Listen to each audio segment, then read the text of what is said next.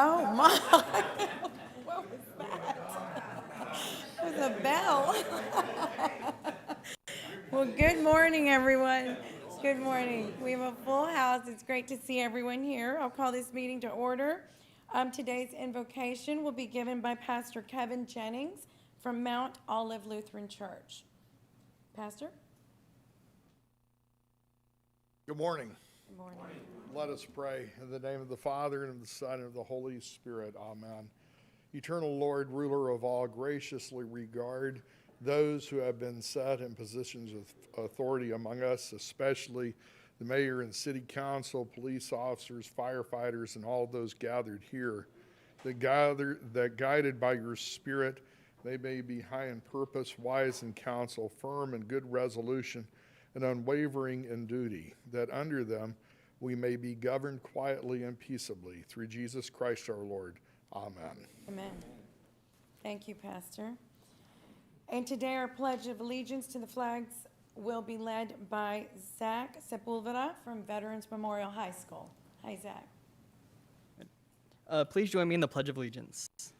I pledge allegiance to the flag of the United States of America and to the republic for which it stands, one nation, under God, indivisible, with liberty and justice for all.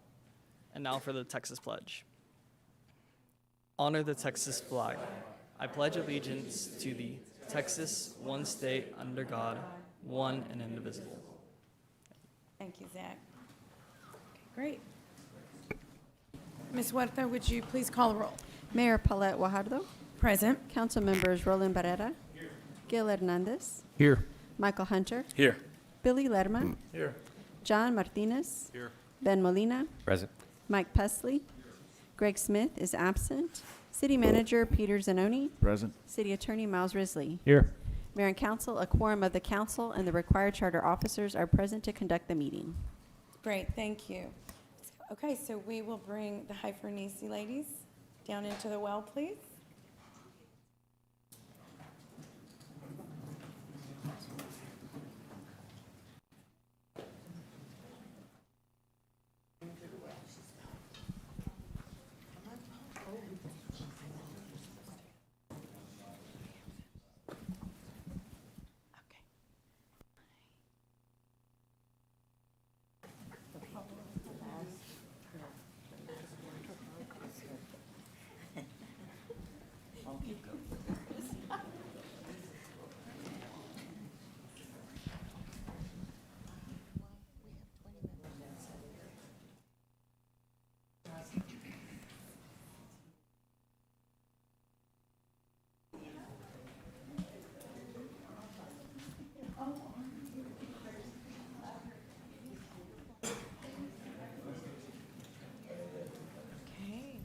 Good morning, ladies. So this is our 90th anniversary for the Hypherneses, which we're all very well aware of the Hypherneses. I remember the dresses hanging and the beads and the just beautiful, beautiful ceremonies.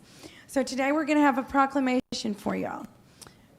So whereas the Hyphernese Girls Club was formed in 1931 for the sole purpose of honoring the graduating seniors of Corpus Christi High School. And whereas serving as the first president was Mrs. Hortensia Zumudio Galvan from 1931 to 1932. The other founding charter members were Lorenza Perales Azuaga, Beatriz Flores Castillo, Annie Stevens Castro, Lupe Avalos Davila, Elodina Murray Flores, Angelita Mendez Garcia, Lupe Cavazos Garza, Angelica Rodriguez Lopez, Blanca Telez Medina, Isidra Ramirez, and Urani Luna Steele. And whereas Hyphernese was chosen as the name for the club, the name epitomizes the goals of the founding charter members. The bonds that are formed by these young women will be a lifetime reward of friendship and a sisterhood of ex-members.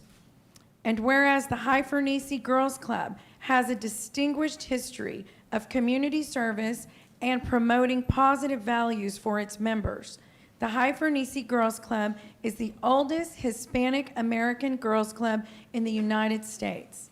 For 90 years, young women have been exposed to leadership opportunities, social skills, education values, and the importance of teamwork. So now, therefore, pursuant to the powers vested in me as the mayor of the city of Corpus Christi, I do hereby proclaim June 26th of 2021 the 90th anniversary in Corpus Christi, Texas, and urge all residents to recognize the High-Fernese Girls Club for its success and hereby congratulates them on this occasion of its 90th anniversary and for its fine representation and commitment.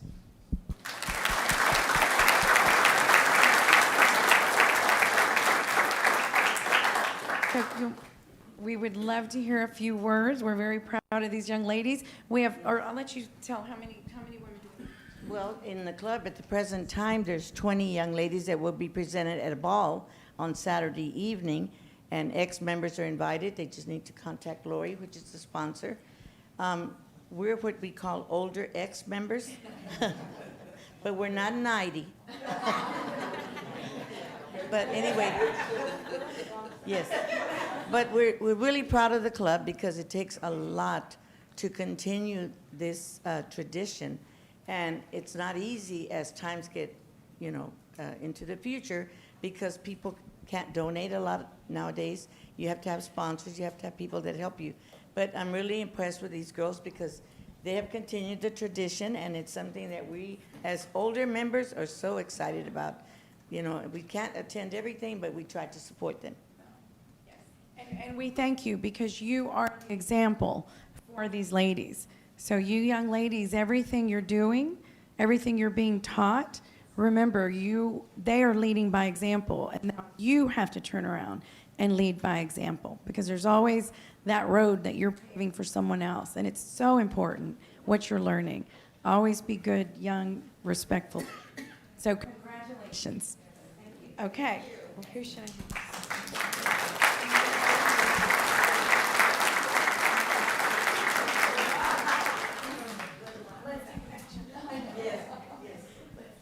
Y'all, why don't we come in and we'll make some, like 2 rows.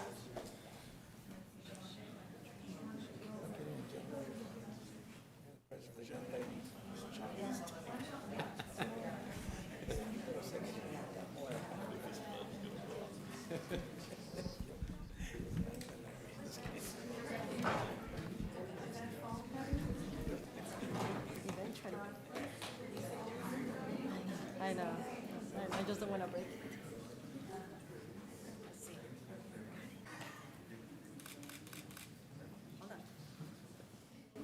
This is for Twitter.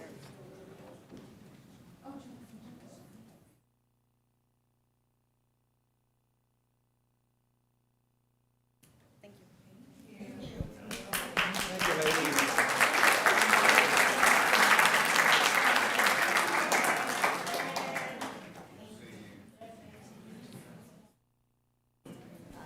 Yes, of course I know. I am, of course I know.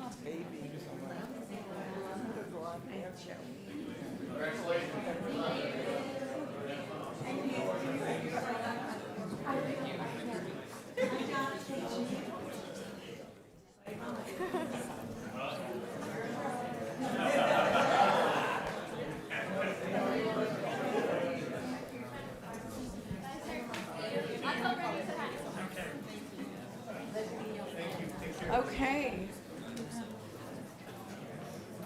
Okay, so police officers, come forward. All of you.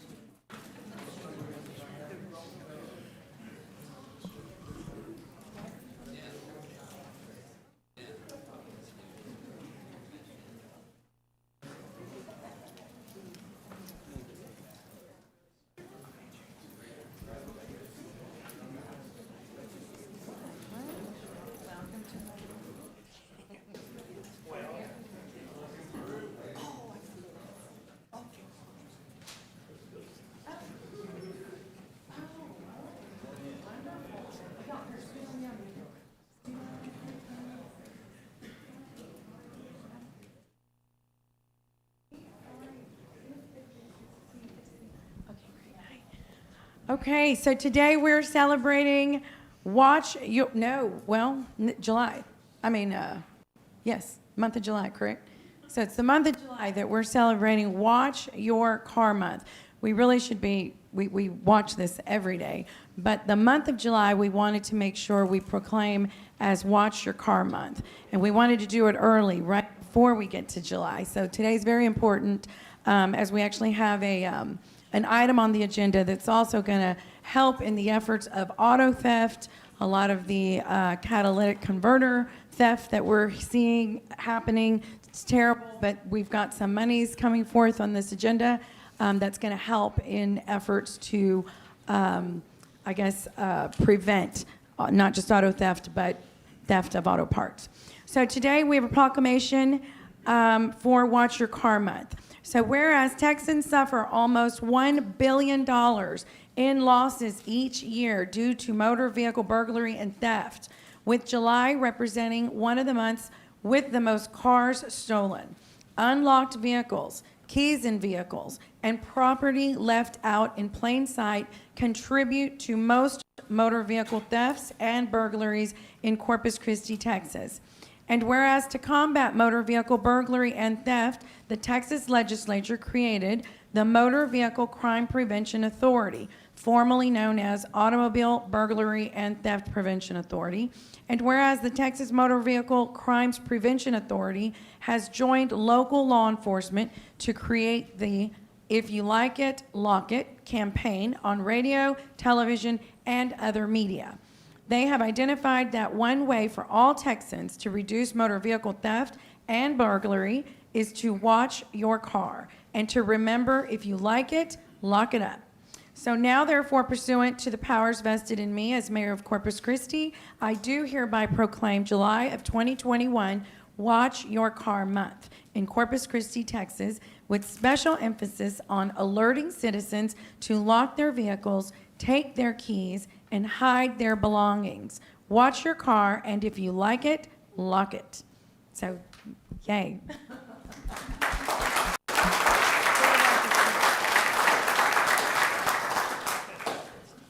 Tom Green. Mark Tooley, you're the man. Okay, so you want to tell us a little bit about this? Sure. Well, we like to bring attention to the cause anytime we can. We all get busy. And I think everybody in this room, including myself, has been guilty at some point of leaving the car unlocked. But if we all lock our stuff up and keep an eye on it, we can help each other out and lower crime rates and help keep our insurance rates low as well. Appreciate the attention to this.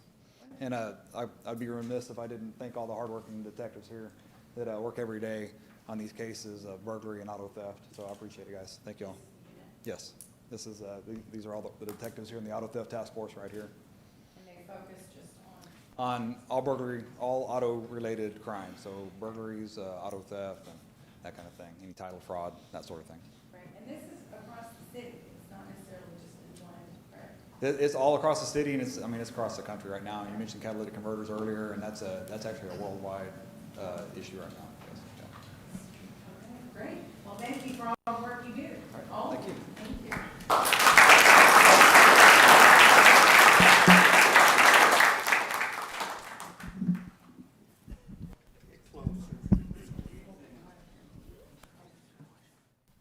Tuesday, y'all should have taken a bath. Okay.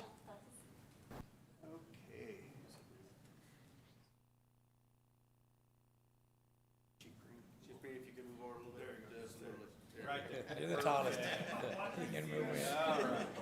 There we go. 1, 2, 7. I am. Got her.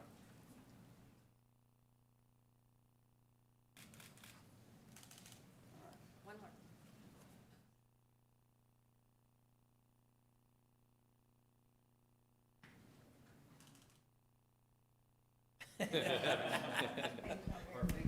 Thank you.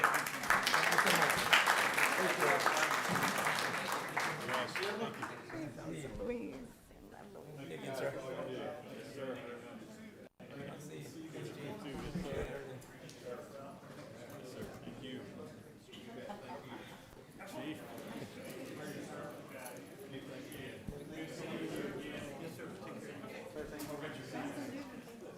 Hey, you're the guy.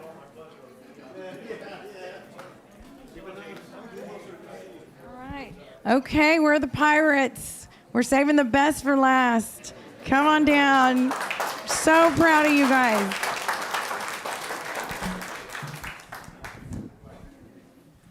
We got a little hair thing going on here, too.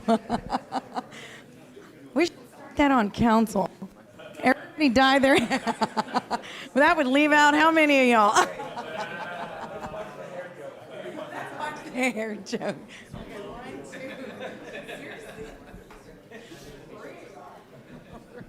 How are y'all, boys? Mike?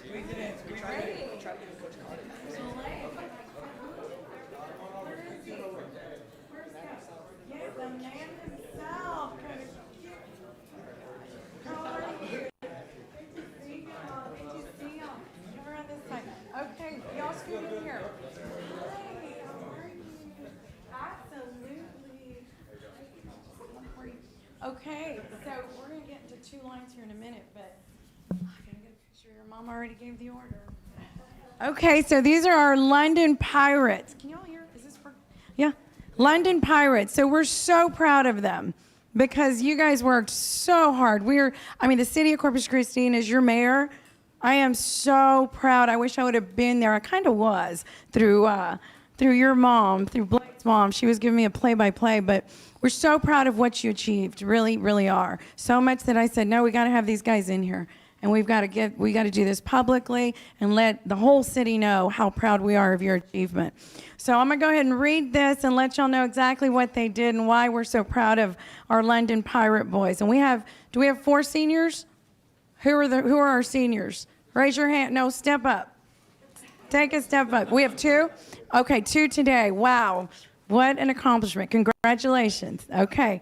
All right, so congratulations on your team's outstanding achievements during the 2021 high school baseball season, in which the team not only achieved an undefeated district season record of 12-0, but also brought Corpus Christi a Class 3A state finalist for the first time in London High School's history. That's a big deal. So since the inaugural baseball season in 2012, this was the furthest and most memorable season for the school's young baseball program. The quest for Class 3A state championship came up one out short on June the 12th of 2021 at Dale Diamond in Round Rock, Texas, falling 8-7 against the preseason #1 Malakoff Tigers. However, the legacy of this 2021 London High School baseball team will never be forgotten. The strong work ethic, determination, and respect shown for one another and the willingness to win throughout the season is noteworthy for all of the London High School Pirates baseball team players. The entire city of Corpus Christi is very proud of these young men who represented the school and community with the passion and love of the game that has set the bar for the future. We know that the London High School Pirates will be back stronger and hungrier than ever in 2022. The entire city of Corpus Christi is very proud of your outstanding accomplishments, both on and off the field. What an amazing accomplishment you have made. So congratulations on a great season to all of you. Yes. And our coaches, of course. Coach Amaya, and then Coach Moreno, and of course, Dr. Whiteley. Yes, our superintendent out at London. So who should I hand this to? John Martinez. Okay, here you go. Now let's make 2 rows, and let's all take a picture here. We got our council behind John. Yeah, tall ones in the back. Y'all don't like short ones. Okay. All right, I'm gonna squeeze in.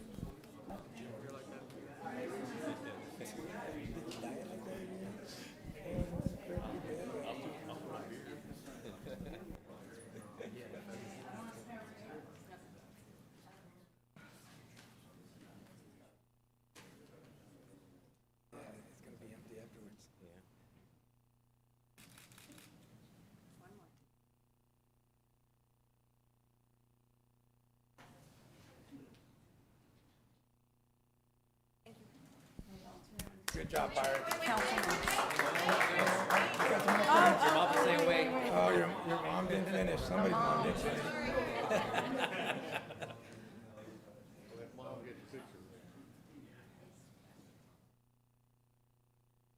All right, now congratulations. Great job, man. Appreciate it, y'all. Thank you. We'll get him next time.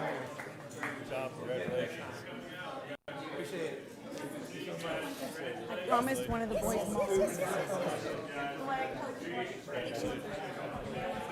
Get him next time.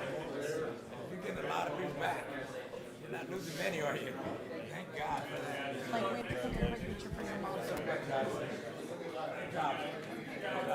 Now my phone's acting up. Hold on. Wait, can you fix that? Enjoy the summer. My kids always do it. There, okay, thank you. Okay. Oh, I thought you wanted everybody. Yeah, we'll do it. Okay. All right. 1, 2, 3. Hold on. Okay. Yeah, one more. Can we do one more?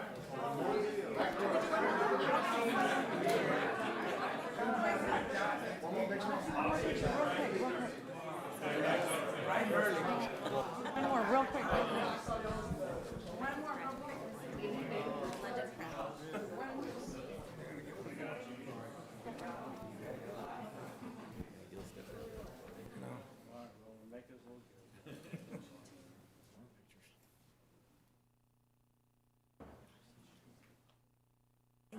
All right.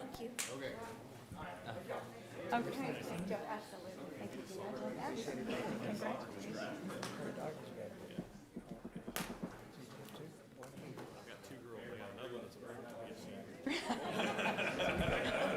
Eric?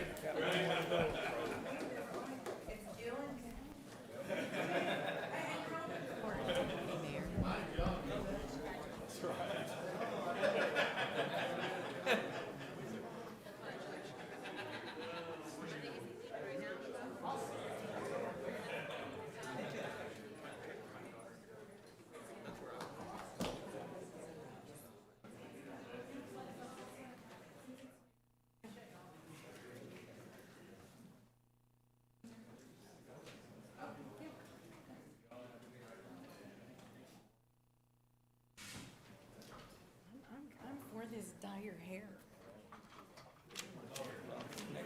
Yeah, you can, right? Do what? The dye down the middle. Okay. Billy, you would. Okay.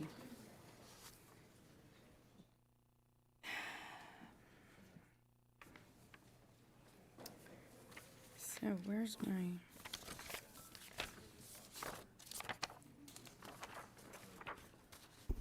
Okay, so we are going to go ahead and go into public comment, Ms. Huerta.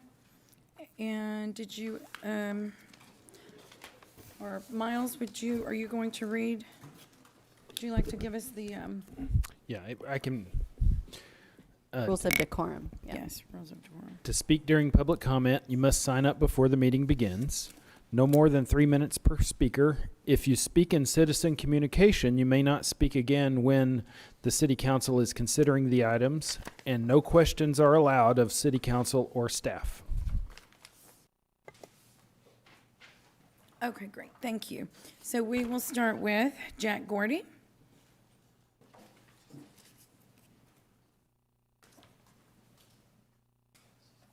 Yes, I'm Jack Gordon. I live at 4118 Bray Drive. All of you should have got a copy of the state law, or she's passing it out now, I guess. And the reason I'm down here is that state law is about the Public Information Act.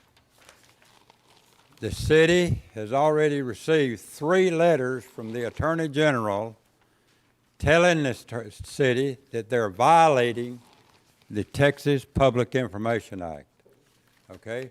The gentleman that was in charge of the Public Information Office before, he obeyed the law and he was filling it out immediately like it said, okay? The lady that took over now, she says, we got 10 days. And I told her to get the state law and read it. It says if the information is available, they have to answer it promptly. You got 10 days if you have to go to the Attorney General and ask request for permission from the Attorney General. This city council needs to get involved, and I'll say it again, you need to get involved and make sure that the city is doing things right and not violating the law. This right here, it says the act states that the government is the servant and not the master of the people. That's highlighted in red. And the other one on the second page, it's highlighted in red where it says they have to answer it promptly. There's no sense when all they got to do is make a copy of something. There's no sense in telling somebody you got 10 days to answer it when all they got to do is make a copy. So this city council needs to make sure that the city staff quits violating the law. Like I said, they've already got 3 letters from the Texas Attorney General. I got copies of the letters and I brought them down here, all 3, and gave them to the city manager and the city attorney. All 3 copies and they got copies from the Attorney General, plus I gave them copies from the Attorney General. So you need to get involved. Thank you, Mr. Gordy. William Goldston.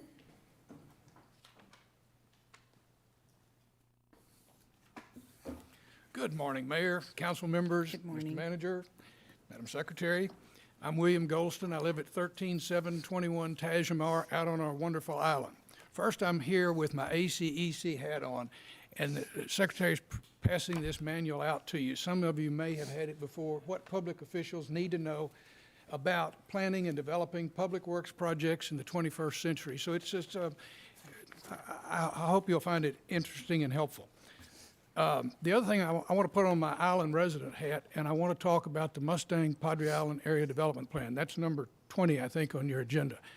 If you go through that back on, I think it's page 44, line S29, there's an item that simply says JFK Causeway Investigation. When the causeway was elevated and widened with safety lanes, our district engineer was able to get a variance from the Federal Highway Administration, and we did not have to widen the bridge.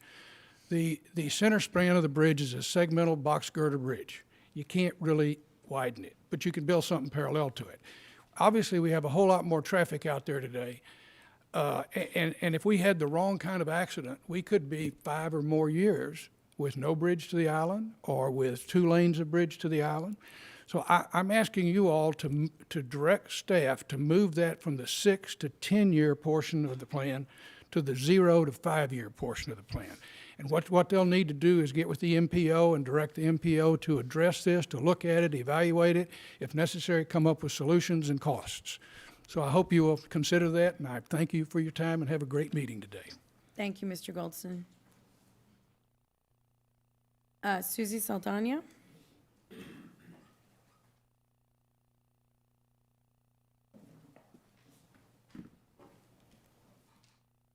Susie Saldana, 4710 Hackle. Council members, I come to you before, but this time I'm really saddened at the fact that I have to come here and talk to you about public comments. I don't know if you as a whole board, but I've talked to most of you, made this decision, or if it was an executive decision made to cut off the signing for public comment at 11:30, when your meeting actually starts at 11:30. Sounds to me like someone's trying to stop public comment from happening. And then decided who and if you decide after 11:30, because I saw a couple of people come up and ask for permission to be on public comment. And obviously it has to go through the person to approve it. That is restricting the ability of the citizens of Corpus Christi to express their opinion to you. Past practice has always been that you leave that sheet out, and then if there's no one left on the sheet, you ask, is there someone else that wants to speak? Unless, of course, you're trying to restrict public comment. Don't worry about me. If you want me to sign up at 10:30, I will. But it's the public that needs to be able to address the council. It is the public that needs to bring it up to your attention what you need to know as council people and to represent us. It is time to stop the shenanigans. It is time to stop trying to play God. This is public comment, and it is for the citizens of Corpus Christi to express their opinion to you, the whole council. So I expect to hear from the whole council, not an executive decision. Thank you for your time. Ms. Huerta, could you please state what the policy was and is? So the current policy on public comment, we are picking up the public comment sheet at the beginning of the meeting. So when the meeting starts, just as it was read by the city attorney. So that's our current practice on the sheet. We are bringing online, though, electronic sign up. That's something that'll be started next week. So people will be able to sign up in advance starting on Monday, the Monday before the council meeting, to allow for more time for sign up. So physical sign up will be, the sheet will be picked up at 11:30, but people will have the ability to sign up electronically the day before, Mayor. So that's something we're bringing on.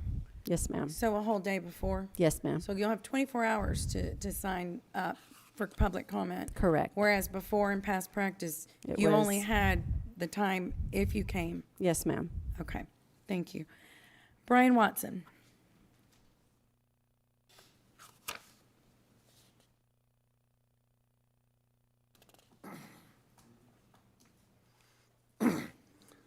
Good afternoon, Council, Mayor. My name is Brian Watson. I live at 5813 Hugo Drive in Corpus Christi. My purpose in coming here is not to criticize or point fingers or seek some kind of stinging indictment against people I disagree with. My function is to provide you with information that I think will help you make the best decisions that you can, or at least to the extent that I can help you do it. It's not easy to be on the council, so I won't pretend it is. Each of you should have something there about the fluoride issue I mentioned the last time I was here. If you'd look at that, when I have the DVD in hand and I'm ready to turn it over to Ms. Huerta or whoever takes care of that, if any of you want to watch it, I certainly hope you will. And that's all I have to say. Thank you. Thank you, Mr. Watson. Susan Torrance?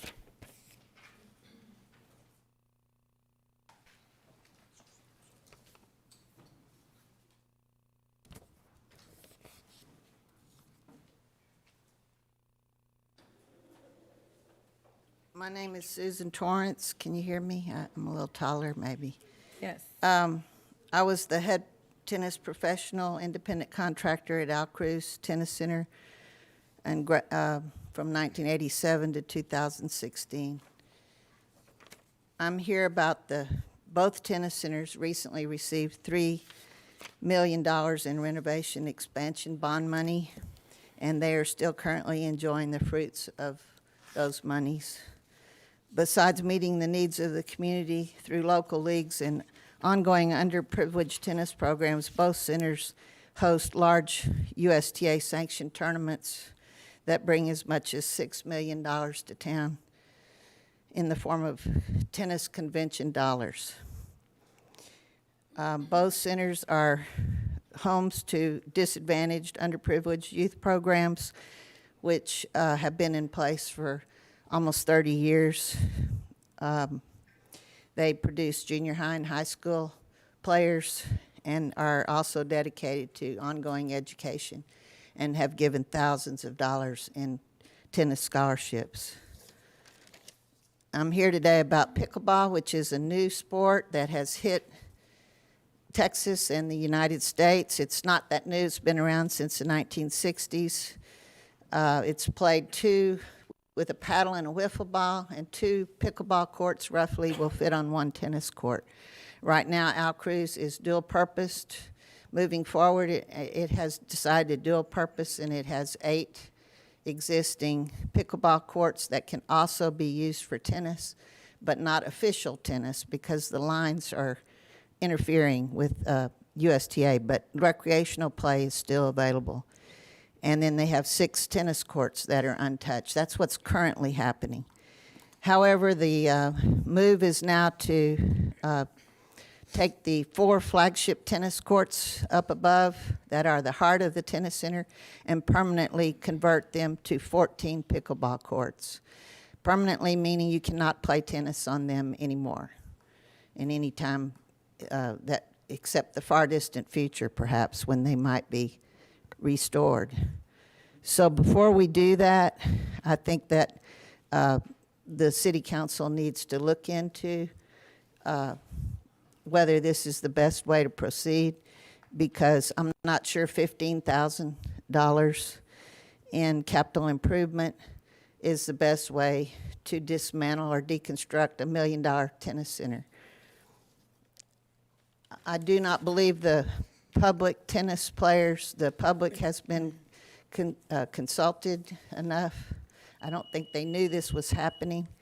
And so we need to make sure that the council is looking, you're in a unique position to think about the best course for both of these centers to go forward. There's room for a big pickleball permanent facility and on the back parking lot.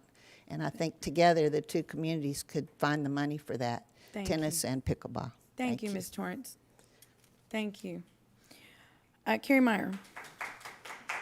Oh, sorry. I'm sorry. We can't have clapping.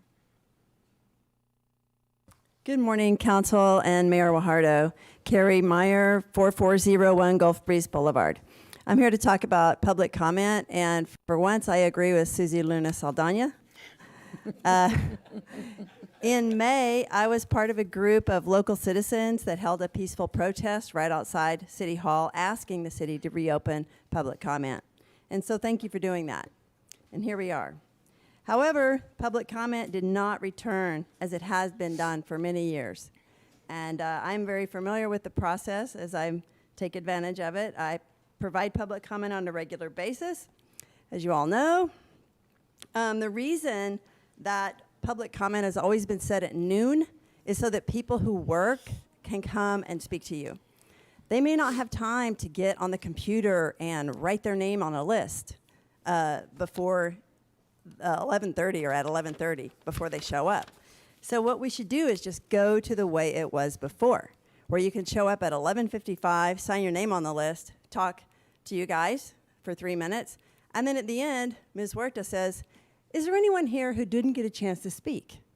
And the people who came in because they couldn't get off work in time, and they said, yes, I want to speak. Okay, and they come and they speak to you. So the First Amendment in the United States Constitution allows for petitioning the government for freedom of speech, things like that. This is what's being repressed and squelched through these new rules. Also, notice on the screen, you can't see my face. What if you read lips? What if you're at home and you can't hear? What if you're here? I couldn't hear the speakers because this microphone is really quiet. You can't hear in the back. You can't see people's faces. When you guys have a presenter come later, I can guarantee you this camera right here is going to be shooting them with a telephoto lens. But for some reason now, public commenters are not on the screen. That's a new thing too. So there's all these new things being put into all these new rules post-COVID that to me look like you're trying to repress the public from speaking to you. That's the way it seems. So I hope that you go back to the old way, which worked great long before many of you were here. Thank you. Thank you, Ms. Meyer. Marvin Jones.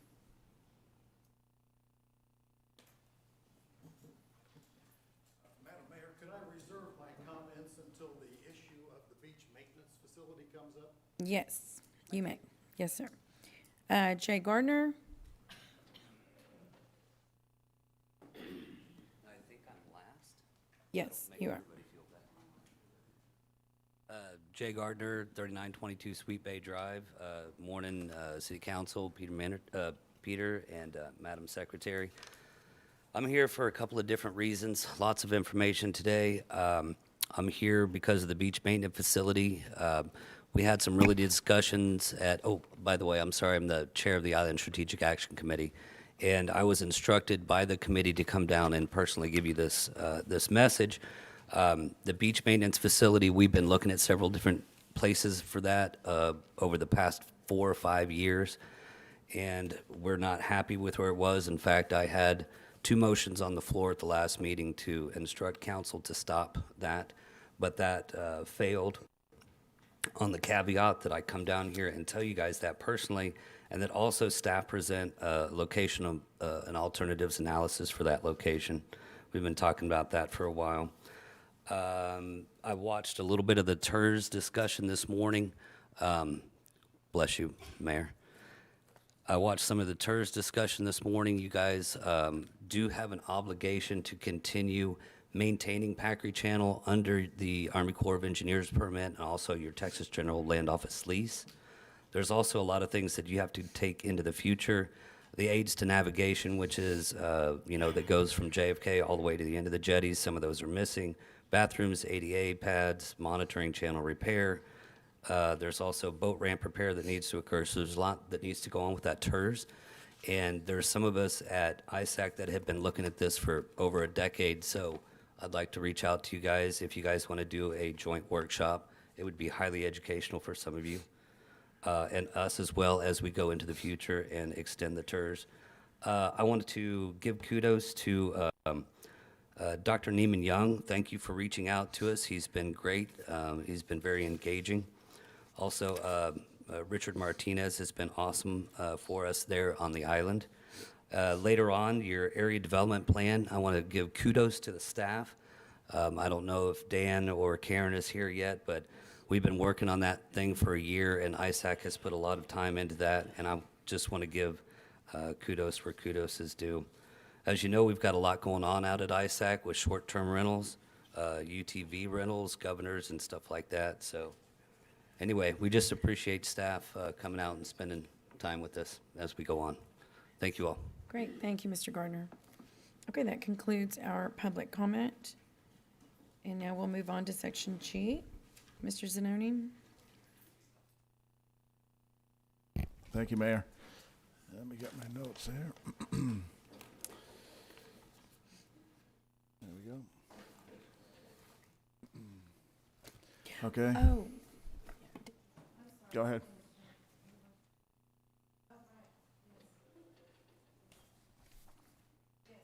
Right. I'm sorry, we had one more. Yes, okay. I'm sorry, I didn't.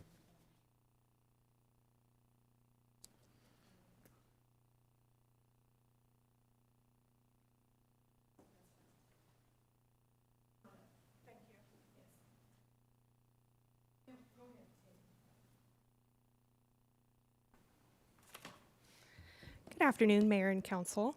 I'd like to start with saying thank you all for the hard work that you have been putting in over the last year, 2 years. The city has been truly beneficially impacted by the hours and the efforts that you have put in, and we're very grateful for all that you do.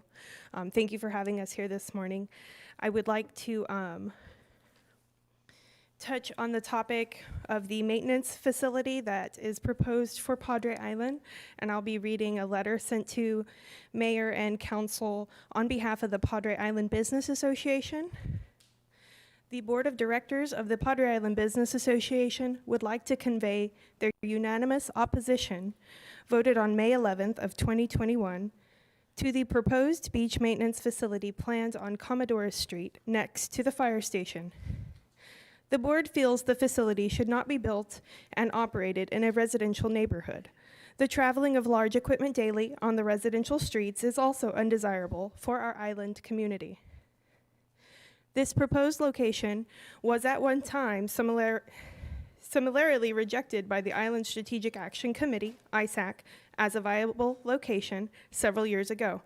The PIBA has a representative on ISAC. We were all surprised and disappointed that the city has moved forward with this location once again without ISAC involvement or approval. It is a long-standing practice and policy that all matters that affect the island first be presented at ISAC. The Padre Isles Property Owners Association also took a vote and unanimously rejected the proposed location. The PIPOA also has a representative on ISAC. The PIBA is willing to work with the city in whatever manner requested to assist in finding an appropriate location or solution, as we value and support the beach cleaning duties of the city. Thank you all very much for your consideration.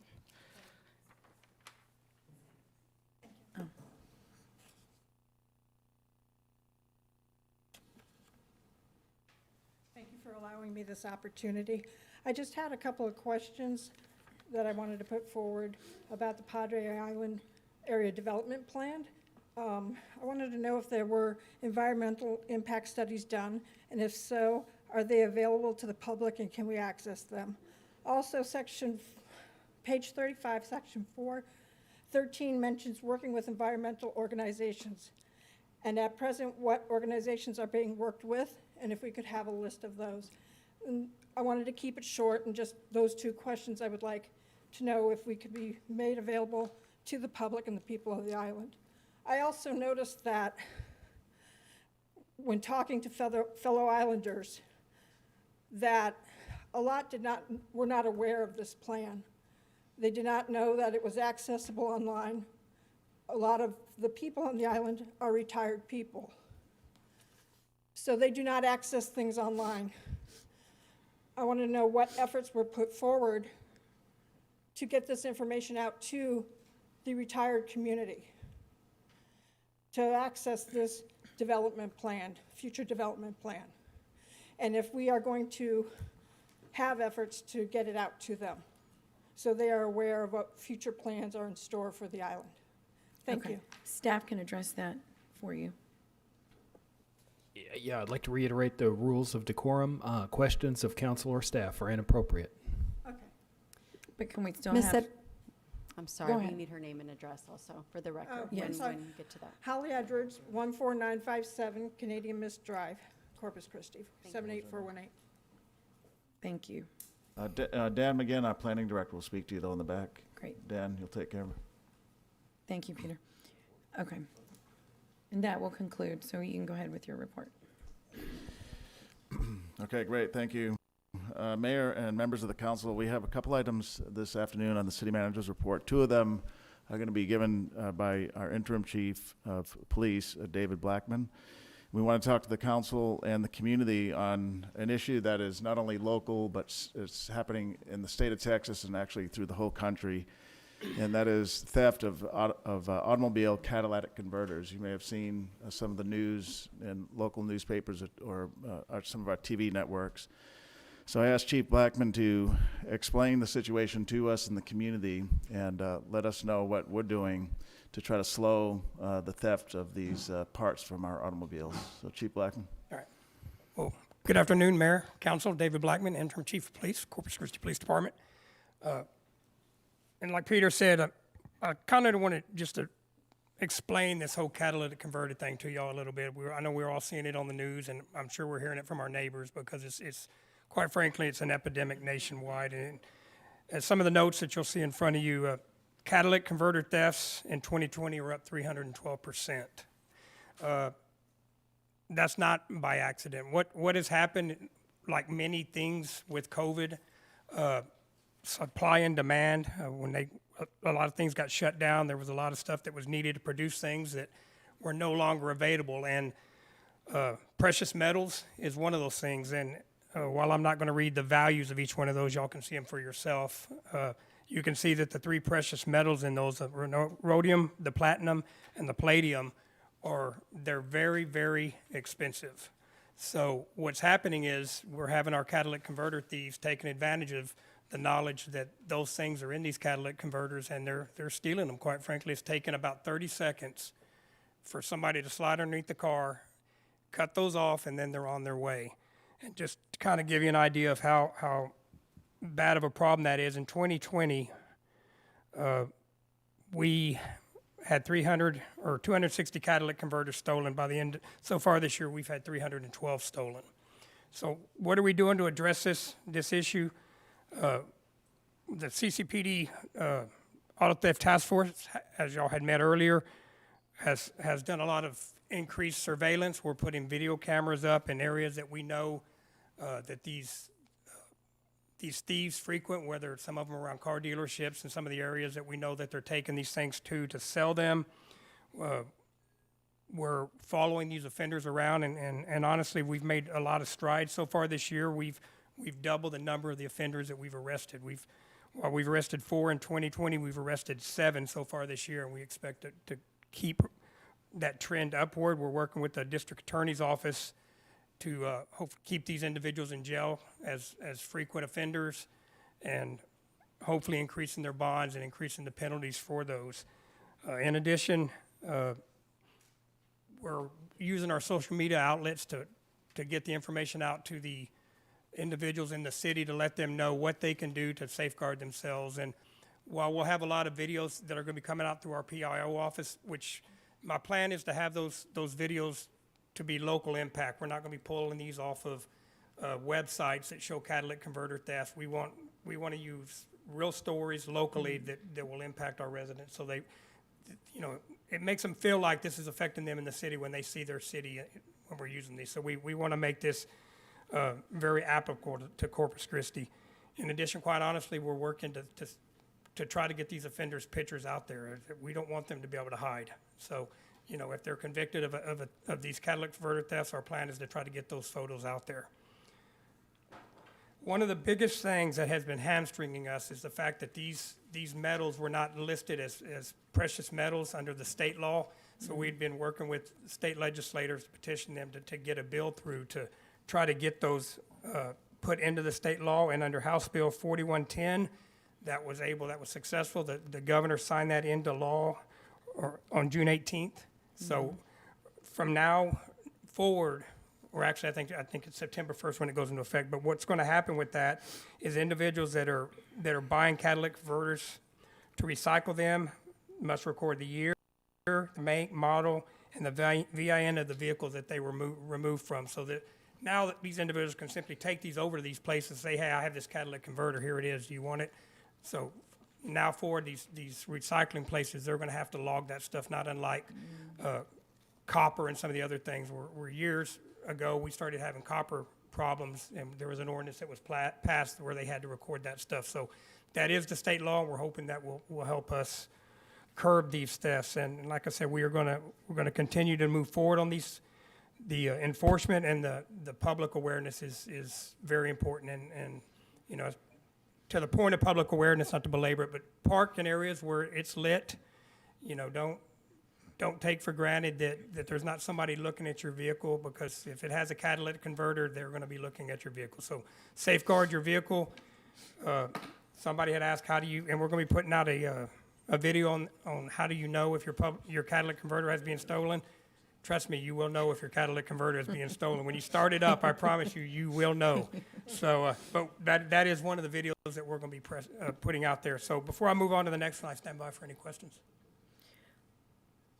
Thank you for the information, and I would think this is so difficult to, I hear what you're saying in terms of the lighting, but you know, in all of our driveways, it's so difficult because you may not have a lot of lighting, but I would say like neighbors watching out for one another would be probably one of the best, if we're talking about neighborhoods, right, of cars parked, because how do you see someone under a car? That's exactly right. So and it's not just, and Mayor, it's not just in your driveway. Quite honestly, we're having these things stolen from parking lots of the Walmart.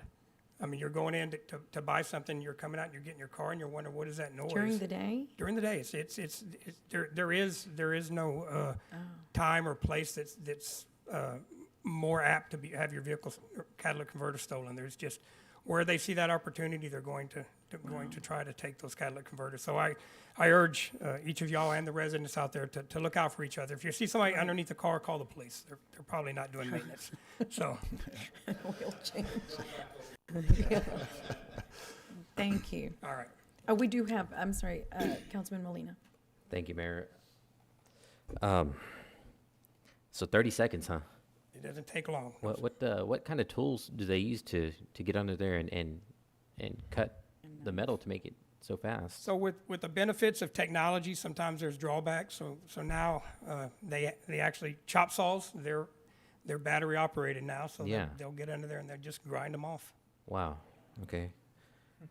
Yeah. Okay. So my question is, so Governor Abbott signed the law on June 18th, but it doesn't take effect until September 1st. Yes, sir. Okay. So our people are exposed until then. Miles, is there a way that we can create an ordinance to that effect up until the state law takes in effect to help protect the people here? That would essentially mimic what the state law says. We can review that issue, determine what the state law says that we can deal with that's not preempted by state law, and get back with you on that.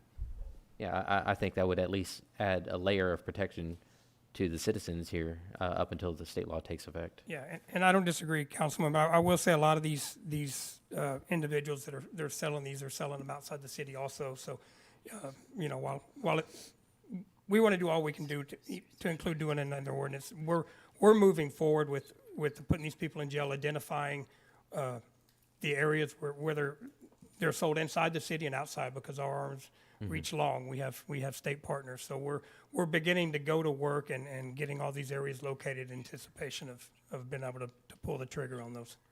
I appreciate all your efforts. Yes, Thank sir. you. Councilman Pusley? Thank you, Mayor. Yeah, I like Councilman Molina's ideal. If we could come up with something, stopgap to get us to September. Not sure why they made that, timely. Is the district attorney? I don't know what's going on with the... What's going on with my mic here? Is the district attorney here in Nueces County agreeing to prosecute these cases or not? Yes, I spoke with him the other day at another venue, and he's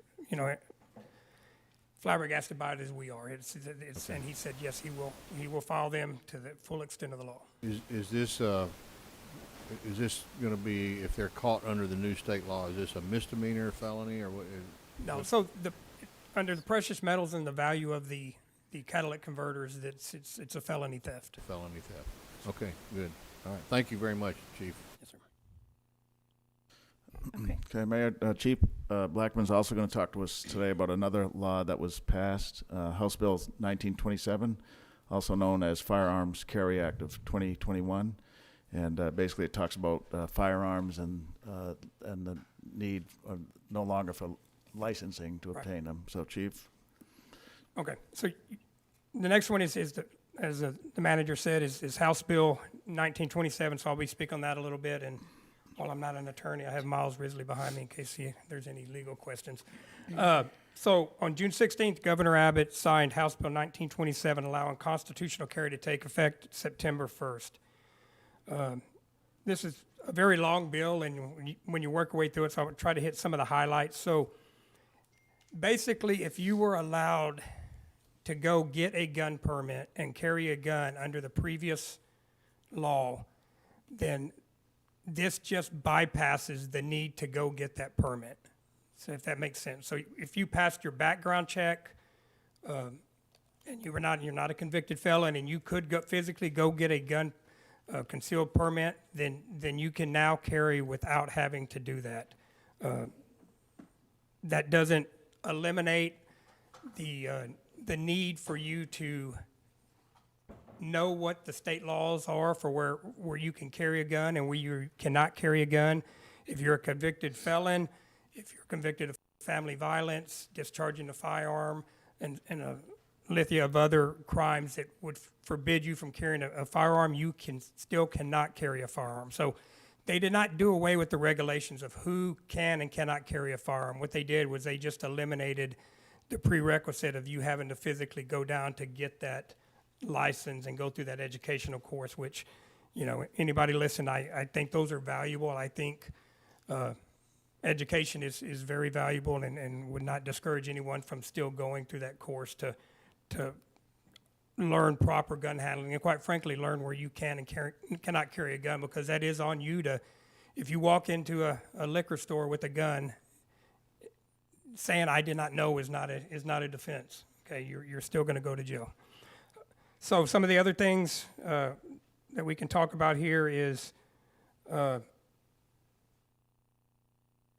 see here that I didn't touch on is where you cannot carry a gun, bars, anything that's over 51%. So Chili's and those kind of things, they're under 51%. They sell food, so those kind of places, they're not considered bars. So you can carry those guns unpermitted in those type of places. Schools, sporting events, polling places, airports, courtrooms, government courthouses, jails, hospitals, federal, national parks, mission, which includes the Mission and the Alamo, and also private businesses still have the right to tell individuals that they cannot carry weapons on their, or handguns on their premises. Now, to do that, there has to be a sign posted telling them that they cannot carry those.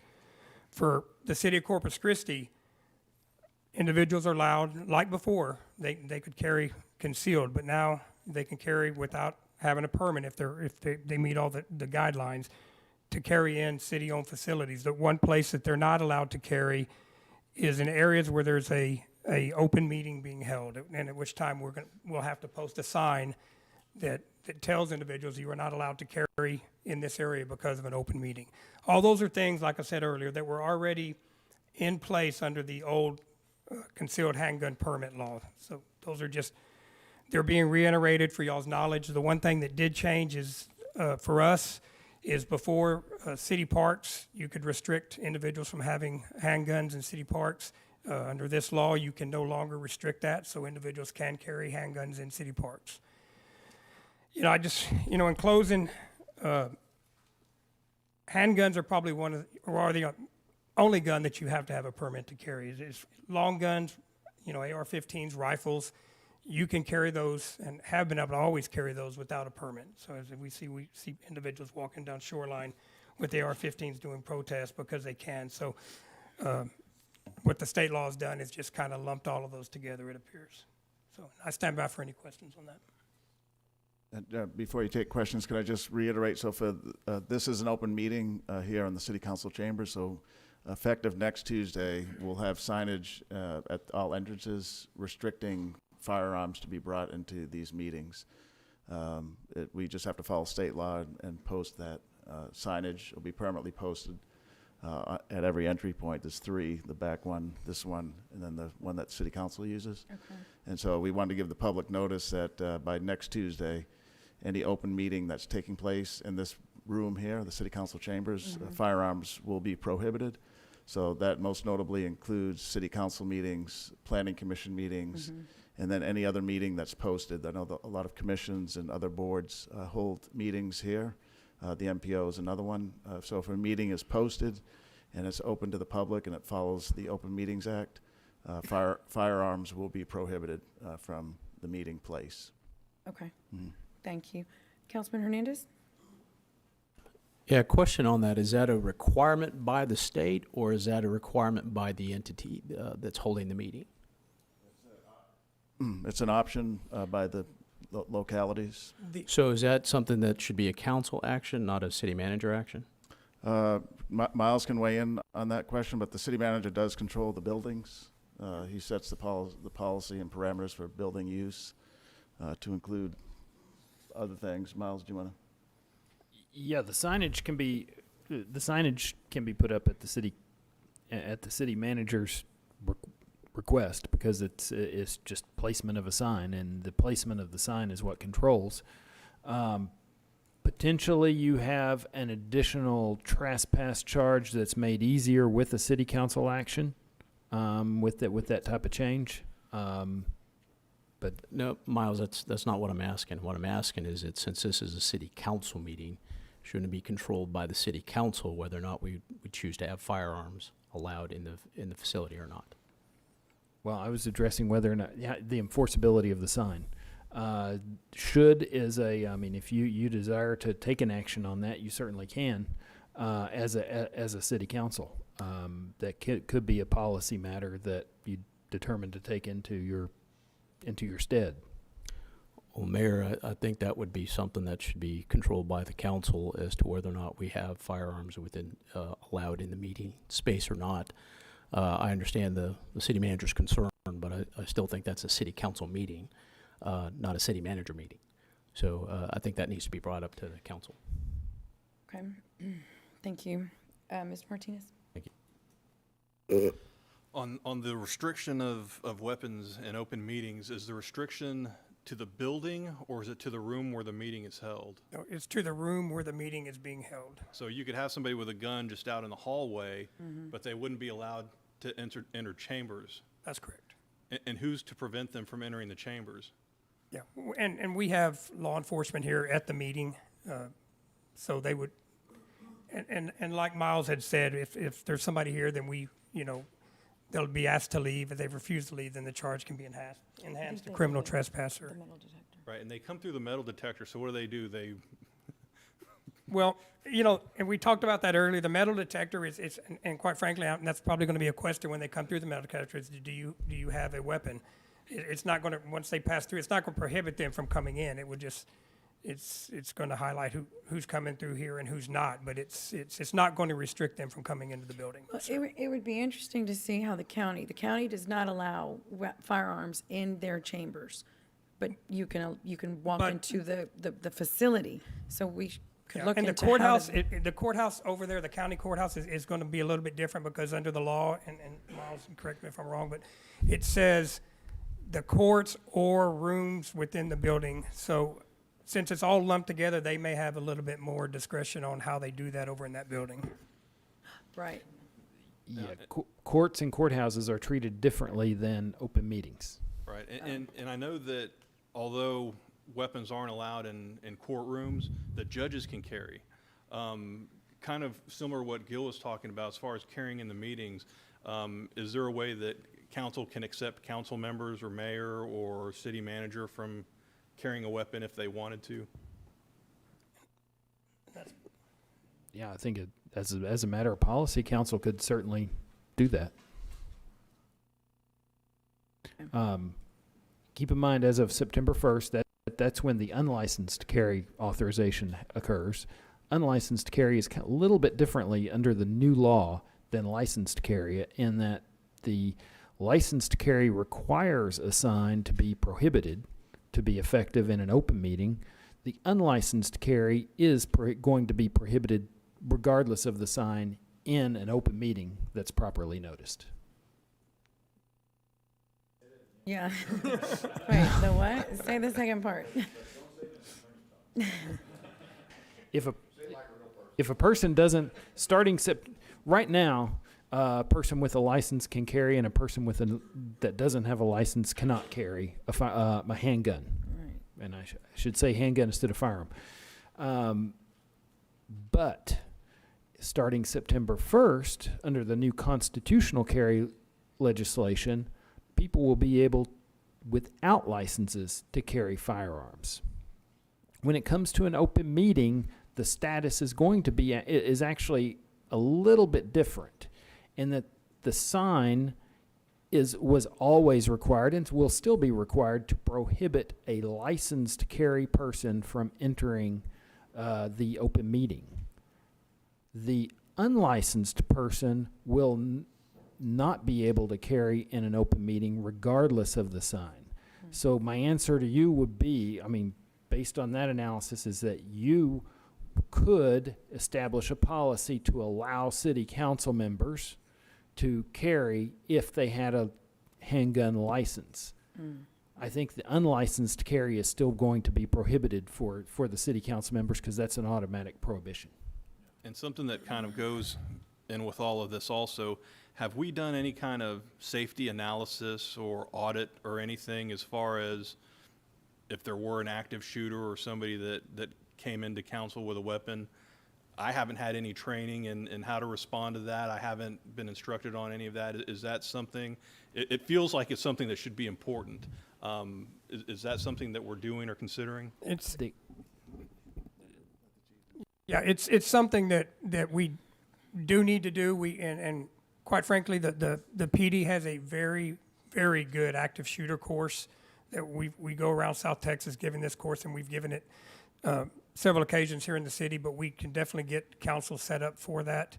And it's something we need to do. Not just, take this, like I said, this just removes the need to have for licensed carriers to go get a license now.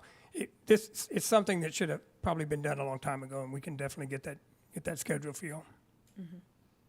Well, and I think to add to that, or I think also your intent was, that's like a general class, I guess, that y'all teach. I think maybe also you were referring to in these chambers, what would we Yeah. do? When- Where would we go? Yeah, That door yeah. right there is open for anyone to walk through, as long as that other little door is, well, anyway, I mean, there's just. Yeah, and Yeah, it- we'll it- have to do it- some customize, we'll do Yeah, some it won't be customized general. training. This, like I said, this officer, he's very good. They asked, like I said, they asked him to go all over South Texas to give this. So we'll customize this Right. for council. For Yeah, here. for this room in here, Council. Right. We'll do some customized training Right, for the council that'd be and good. and staff. Yeah, Yeah. we should, yeah. We have been, in my past 2 years here, I've worked with Chief Marco and Blackman on safety in City Hall generally, but not specifically in the council chambers, but things Yeah. like perimeter fencing, this making sure we have we got a new security company that was more proficient at screening. We got new metal detectors. We put additional badges and ID access only areas in City Hall. We've reassessed the central cashier. This building also has cashiers, right? People come in to pay with cash or check their utility bill. So it's a vulnerable location for sure. So it's been something that's been constantly brought to the attention of our partners at PD and staff that work here. And it's always evolving. I mean, when we started active shooter, it was, the firearm drill was, if you heard a firearm, you went out. But now with active shooter that's not something you automatically do now, because it's aimed at sending kids in the schools out the doors. So there's, active shooter drills and that kind of stuff, they evolve as these unfortunate incidents happen around the nation. So we'll definitely get that scheduled for you. Great.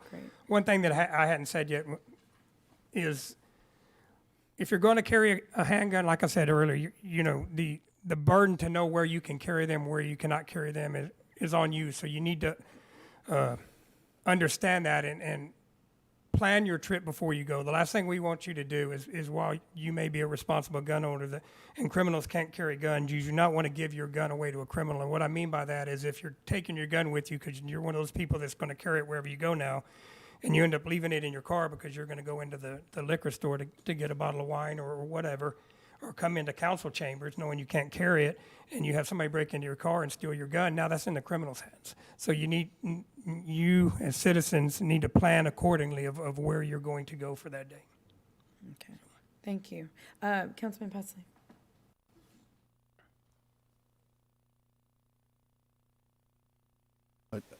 Thank you, Mayor.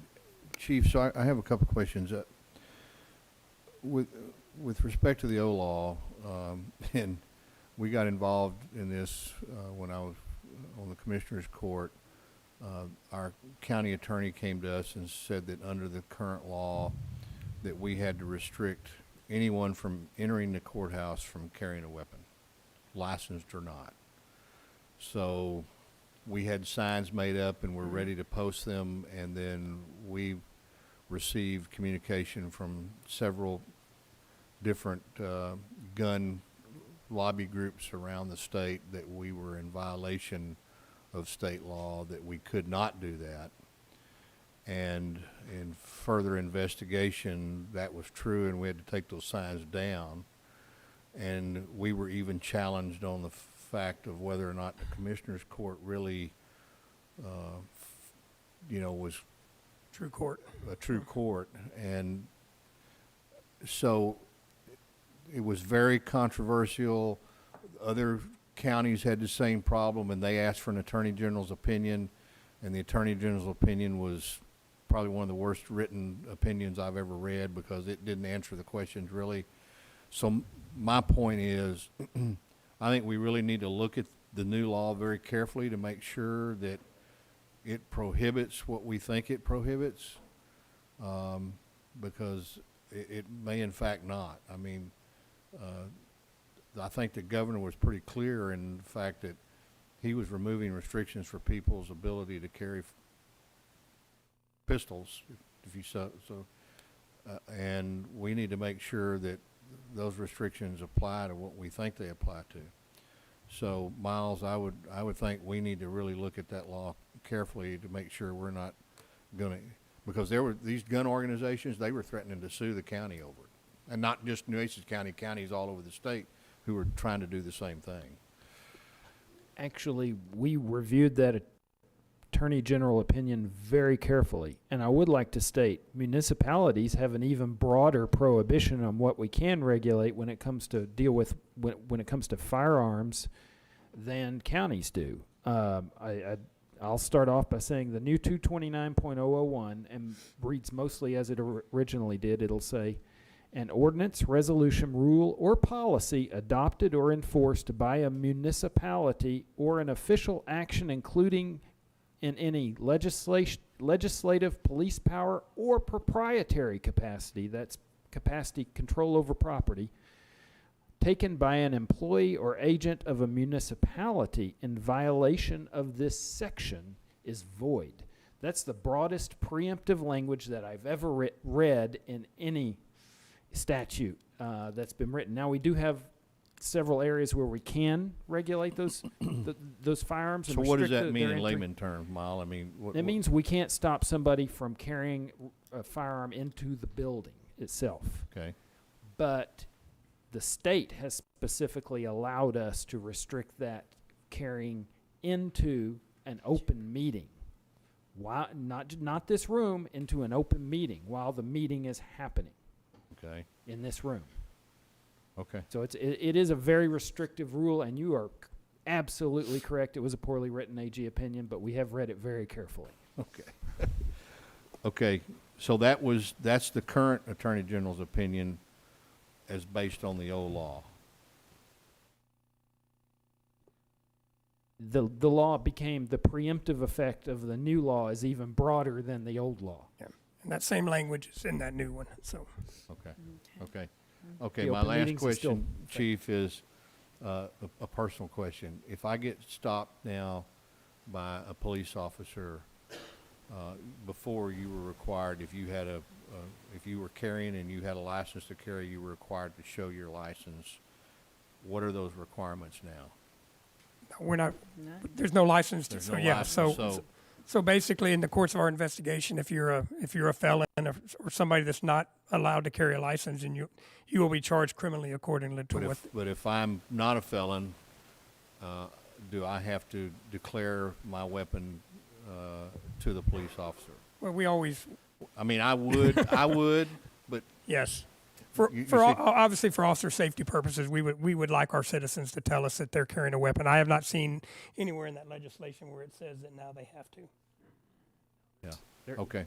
There is no obligation to.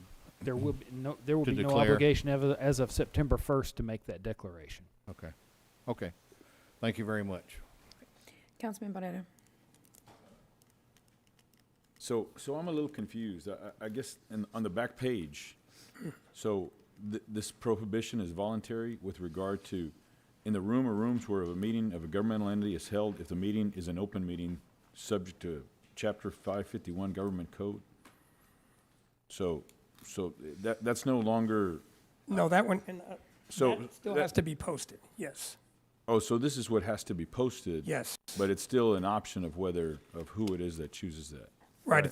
If that notice is posted on the outside of these doors saying that you cannot carry a weapon into there, then that's what's needed under Open Meetings Act to keep individuals from carrying in an open meeting. I got you. Okay. And then this is also a personal one. I have a CHL, of course, and I don't have a firearm with me, except maybe these guns here. But I'm not going to touch that one. Little guns. Anyway, but so I guess there's no purpose for it now. I mean, candidly, the whole reason I got it was just so I could get into the short line to the Capitol.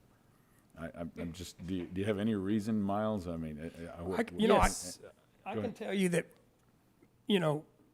one reason, and you take Texas out of a lot of the other states, you have the ability to go into their states if you have a license to carry permit, and that will probably be removed with if you do not have a license.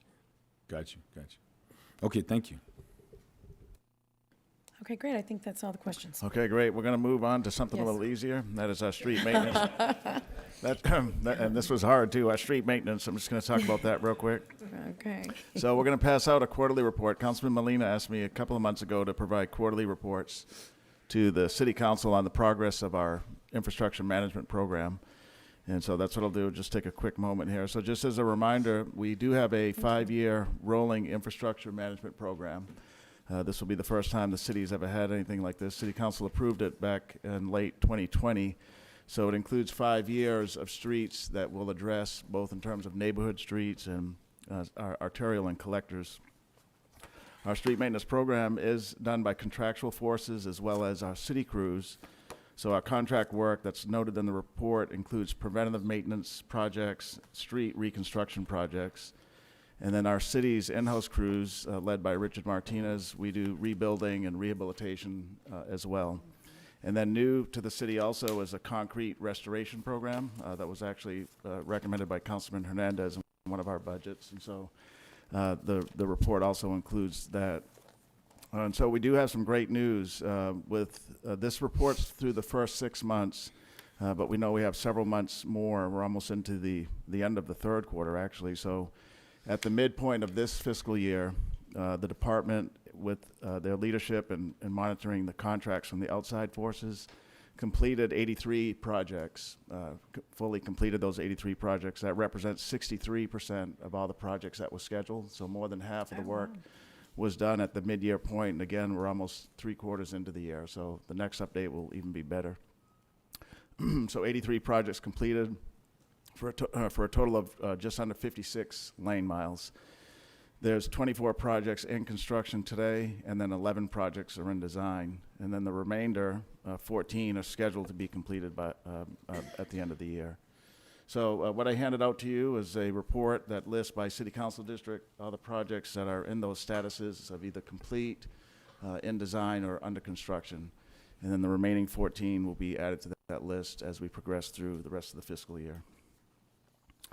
Okay, and then one other item that I'll speak on, and then we're going to have our now regularly scheduled update from Michael with regards to our seawater desalination. I'm just going to highlight real quickly the games of Texas. There'll be more information coming out on this. Corpus Christi was selected to host the Texas Summer Games of Texas in 2021. We know we were the host city last year as well, but because of the COVID pandemic, those games were canceled. The city hosted these games last in 2013, and there were over 15,000 visitors with a pretty strong economic impact to our community. And so those that are unfamiliar with the Games of Texas, it's a state's annual championship for sports. Athletes and teams that win at the state finals are allowed to advance to national competition. And the event was established by the Texas Amateur Athletic Federation in 1986. So the Games of Texas will bring 10,000 athletes from 17 different regions to our city at the end of July. And in fact, let me tell you those days. So July 29 through August 1. July 29 is a Thursday through Sunday, August 1. That's when it will be this year. So there's numerous tournaments. We heard pickleball. I think that may be one of them, actually. But the tournament events uses our parks, our pools, golf courses, and multipurpose stadiums. The Games of Texas are made possible with our partnerships of CCISD, Corpus Christi Independent School District will let us use a lot of their facilities, and we want to thank our transportation partner, the Regional Transportation Authority, because they'll help in transportation, especially in the downtown area. And we also have many associations, local organizations that'll help. Actually, there's 12 different ones that'll help, that are local, to help get the games underway and progress. So that includes Oso Pony Baseball, South Texas Boxing Association, and then Third Coast Disc Golf. The city will also receive assistance from the national organization entitled USA Water Polo. So the city doesn't do this alone. We have a lot of partners to help make this real successful. So more information coming this Monday. So this Monday, June 28, in the City Council chambers, there'll be a press conference to officially announce the arrival of the Games of Texas. And then on Tuesday, next Tuesday, at our City Council meeting, we'll have an individual item or a presentation item from our Parks Department to give the community and the council more information on the Games of Texas, to including the host selection process, the financial impact, event locations, and then the tournament schedule as well. So that should be pretty fun, and we look forward to all those visitors coming here and utilizing and seeing our great city Wonderful. later in July. Yes, ma'am. Yes. It's great. Thank you, Peter. Okay, yes, and now just one final update here, and then we'll get the council meeting back to the city council. So Michael Murphy, our new Chief Operating Officer, there we go, Chief Operating Officer of our water and wastewater utilities, just has a short update on our seawater desalination efforts. Thank you, Mr. Manager. Good afternoon, Mayor and Council. So briefly go over progress that we're making on the desal program and the project. So a lot of momentum that we're building up this past week since we met last Tuesday. Following the guidance from Councilman Smith, we've met with representative of the Flint Hills Resources, Mr. Rogers Tenaple, and we got some good insight from him also. And then thanks to Councilman Lerma's hosting a meeting with the Port Industries of Corpus Christi earlier this week? Yeah, earlier this week, and thank you for doing that. We were able to get one-on-one introductions to that group of men and women, and so we're looking forward to getting input from them as we move forward with the desal program, and that's going to be very helpful. Also, this past week, took a tour of the Inner Harbor site and the location of the proposed location of the desal plant, the power station, the inflow pipe, and also the outflow. And so that was very good for me and my team to go see that site. And tomorrow we're going to tour the La Quinta site with San Patricio Water Authority with Brian Williams. We're going to meet out there and take a look at that site also. So we're looking forward to doing that. So we're also talking based on some of the contacts we made at the meeting with Councilman Lerma. And at that meeting, the city manager was there and also Assistant City Manager Young. We were all there, talked about our various roles in the organization. So there was a good give and take and a great start, but also made contact with the American Electrical Power representative, and that's going to be a big part of the project also. As you can imagine, a project of this size is going to require enormous power to run it. So that's going to be a very helpful meeting. So we've also met this week with our internal crew and included Friesen Nichols in our last meeting because it's very important to get their perspective on several things that they've been working on for months and months, actually a couple of years now. And we have completed, like I reported last week, the environmental discharge impact study. And it's really good information as far as moving the project forward, and look forward to sharing that information with council at our workshop. One of the questions Councilman Hernandez asked last week was the capacity for manpower to operate and maintain a facility, a desal facility. So working with the engineers, we have already put a program in place if and when this project moves forward that will start training for men and women who desire to do or be involved in such a career, which there's a huge benefit for the city. These will be good jobs, technical jobs that will be made available from this. And obviously at our Owen Stevens water treatment plant, we have some 31 licensed operators that I'm sure will be dying to take a shot at this job. Obviously, it will require a little bit more training, not as much as you might think, but it will require more training and an accredited license for reverse osmosis. So we're looking at that and putting a program in place to offer that job opportunity. And so I think that's going to be a very positive thing locally. So our goal is to continue with the momentum we've built to work towards the workshop on the 21st of July. So if council has any questions, please give those questions to us. We are working on some questions for Mayor Guajardo, and so we will get you the draft of that if we haven't already gotten you that. And once that we answer your questions, it's be available to the entire council for review. So with that said, that's the update. I think we have a question for you, Mike. Councilman Hernandez? Thank you, Mayor. You said you toured some of the sites. Did you tour the CC Polymers desal plant? That's on my schedule to do it. I'm working with, is it Mr. Paulson? Paulson? Yes, anyhow, we have a meeting scheduled, and Amber and I actually going to go out, and we get a tour of the site and get to talk to him individually, yes. Okay, have you spoken to any of the RFI respondents? No. Okay. I've got a meeting with 7 Cs also. Okay, I'm not sure they're if that's one who of you're- them? Yeah, that's one of them. Yes, sir. We'll also be speaking to the Evangeline water people. Okay. So we're setting up a meeting. They reached out to me and Mike to meet with Yes, them, so we do have. Okay, have you had a chance to review the RFI presentations? No, he was going to send me a copy of that, or the 7 Cs gentleman was, but I will get that from my team. I have not had a chance to look at that yet. or all of them. Yeah, we'll make sure he has all of them, Councilman. Okay, and they made actual presentations Yeah. at the September 27th meeting, I believe. Yeah. It might be a good opportunity to review that actual meeting and what they actually presented to City Council. Yes, sir. Okay, thank you. Councilman Presley? Okay. Yes, thank you, Mayor. Yeah, Michael, I agree with Councilman Hernandez. Because your statement kind of sounds like we've already made a decision that we're going to own and operate a desal plant, and I don't think we're there yet, but, I mean, it's good to plan those sort of things, but there has been some discussion about whether or not we would farm that out versus running it ourselves, so I think it'd be good to look at that information. Yes, sir.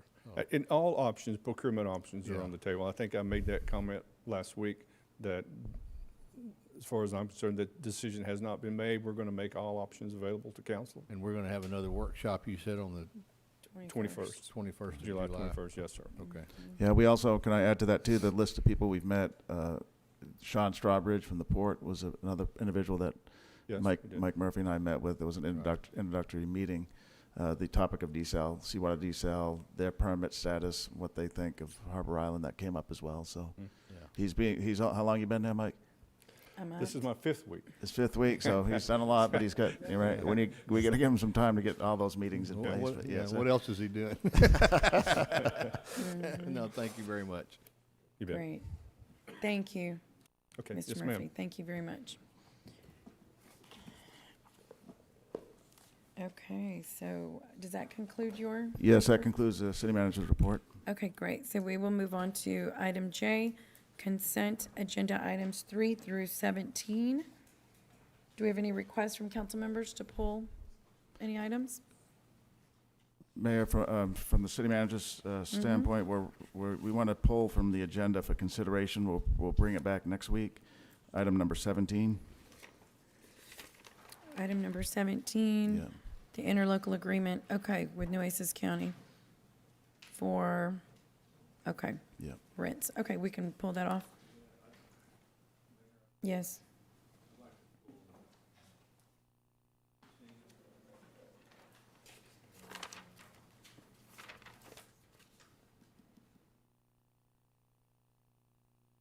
Anything else?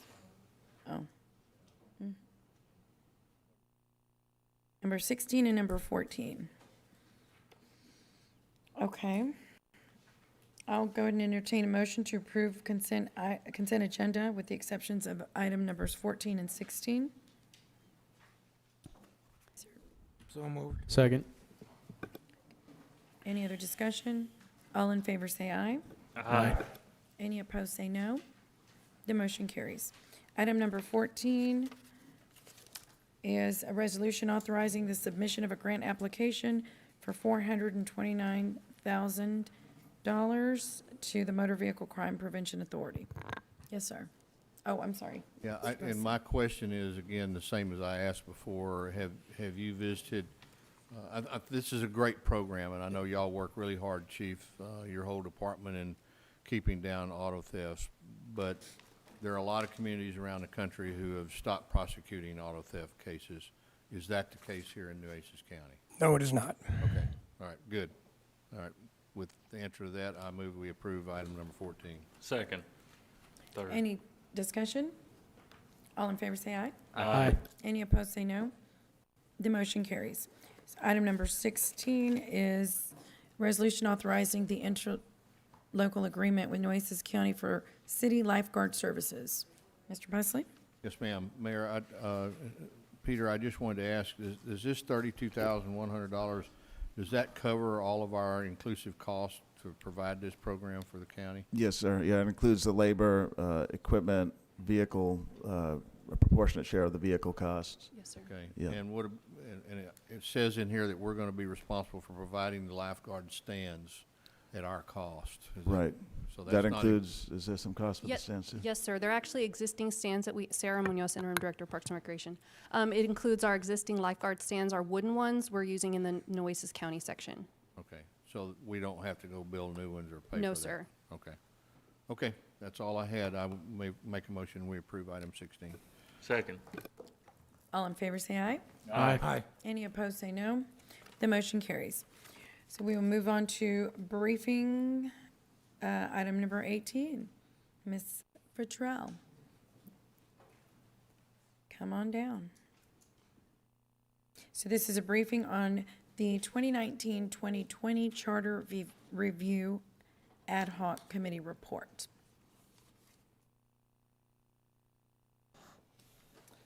Good afternoon, Council.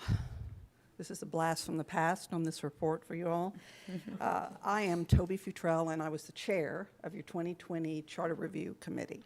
You have in your backup the full report that we completed in June of 2020. You also have a copy of the full presentation that we gave on June 23rd, 2020. I can figure out your... So the first thing I wanted to just stress is that we were advisory in nature. Obviously, what you put on or you don't put on a ballot is purely a policy decision of this council. However, each of you appointed a committee member for a 9-member committee that spent 11 months deliberating about 30 different items for a charter amendment. Each representative also met monthly with their council member to try to keep them apprised, make sure we stayed on track. We actually began work in May of 2019, not 2020. Looked at over 30 items. We organized those items in 3 ways. We spent the most amount of time on what you put in your motion of direction when you created the committee. So we spent the most amount of time on the items council asked us to look at. Then we moved on to administrative and operational issues, and we polled the city manager, the city attorney, the city secretary, and asked, are there things in the charter that have operational impact or need to be clarified legally? And we took a look at those issues. And finally, at the end of our deliberation, we looked at any item a committee member brought forward or any citizen who was following our committee work brought forward. At the end of the day, we presented 10 items to you, 6 potential propositions. So when you hear the word proposition, that means it was intended to be a charter amendment and must have voter consideration. We also submitted 4 policy recommendations. These are items that were brought up in the context of charter amendments, but we thought could be handled without a charter amendment through your budget process or through your normal policy deliberations. So you had 10 items, 6 propositions, 4 policy recommendations. They are summarized on page 2 and 3 of the full report. There's some 40-page report that's in your backup. What I'd like to do, unless I hear differently from you, is I'm just going to run very quickly through this presentation. I'm going to only pause on the first 3 propositions to give you a little more background because 1, they were the issues council specifically asked us to look at, and 2, they're a little more complicated. They require a little bit of background information to understand them. And they are longer staggered terms, term limits, and council compensation. Here's our methodology. We agreed on an objective before we started. We wanted to be sure that what we did looked at best practices nationally and in Texas. We also wanted to be sure that we thought things were value added in either governing for you or operating for the city manager and what we brought forward. We had 3 guiding principles. The 2 most important were improving operational efficiency if possible and enhancing public accountability. We followed the 3D process: discover, discuss, and decide. We spent a lot of time, and we actually organized the report as well as our work around the 3D. So we spent a lot of time in discovery. We had some remarkable resources. At the time we met, they had just completed a 2018 and a 2019 survey. One survey was with every city in the nation on charter issues and structural issues for council, and one was of every city in Texas. In addition to that, we did an original survey of more detail of the 20 largest cities in Texas. We had some incredible experts we pulled from the International City Managers Association, the Texas City Managers Association, the Texas Municipal League. We pulled from academic experts, LBJ School of Public Affairs at UT, and here at TAMU. We also tapped into two key experts. One is a national expert. He's the granddaddy of city charter issues, Terrell Blodgett, and his work. His work has been picked up and updated by Charlie Zeck, who's a local state expert on charters and works out of Texas State University. So you'll see in the report a big section for every proposition on discovery, a rigorous discussion of pros and cons in the debate and discussion, and then what we brought forward. We also allowed minority opinions. So anytime there was opposition with more than 2 representatives, but less than 5, they had the opportunity to put in a minority opinion in the appendix. And you, in fact, have 2 minority opinions in your report, and I will point them out to you. When we finished this work, we had to abandon the very extensive public outreach and education process that we had planned because of the pandemic. We defaulted to an interactive web page, which we marketed and kept up for 2 months. We had about 100 people respond, and I'll summarize that feedback to you as we move forward. Timelines, pretty much what we've talked about. The report was given to you June 23rd, 2020. I will tell you, Council, that when we reported this to you, it was the worst possible timing we could have brought forward. You had much bigger fish to fry than charter amendments. The pandemic had not only taken hold, it was exploding. The week we presented, the cases in Corpus Christi went from 109 on Monday to 260 on Thursday. The world was changing. Your budget was in question. Your sales tax numbers were in question. The state was 3 months behind on reporting sales tax to you. You had a bond package coming up, an election in question. Bottom line is the report was shelved. Had it moved forward, targeted for the November 2020 election, you would have had to do first reading on the ballot language by the end of July, and you would have done second reading by mid and early August to get it on the November election. All right, now I'm going to run through the issues for you. This is first one, Proposition 1, is by far the most complicated issue we tackled. We spent the most amount of time on it. This involves longer, staggered council terms. The first thing we noticed, looking at past charter reports, and we reviewed as many past charter reports as we could, that is almost every charter committee you put together looked at this issue, but no proposal came forward. So our question was why? And what we found out was that 3/4 of the cities in the nation have longer than 2-year terms. 3/4, 76%. But in Texas, only 1/3 of cities have more than 2-year terms. So why?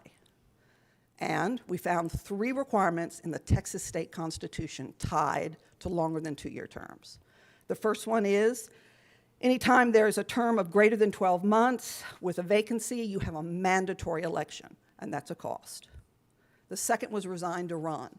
Anytime there was a term with more than 13 months left in the term, and the elected official announced intention to run in any formal setting, it was an automatic resignation to run, which then triggered the first one, a mandatory election. So you have more elections and more cost. But the most important one is the third one.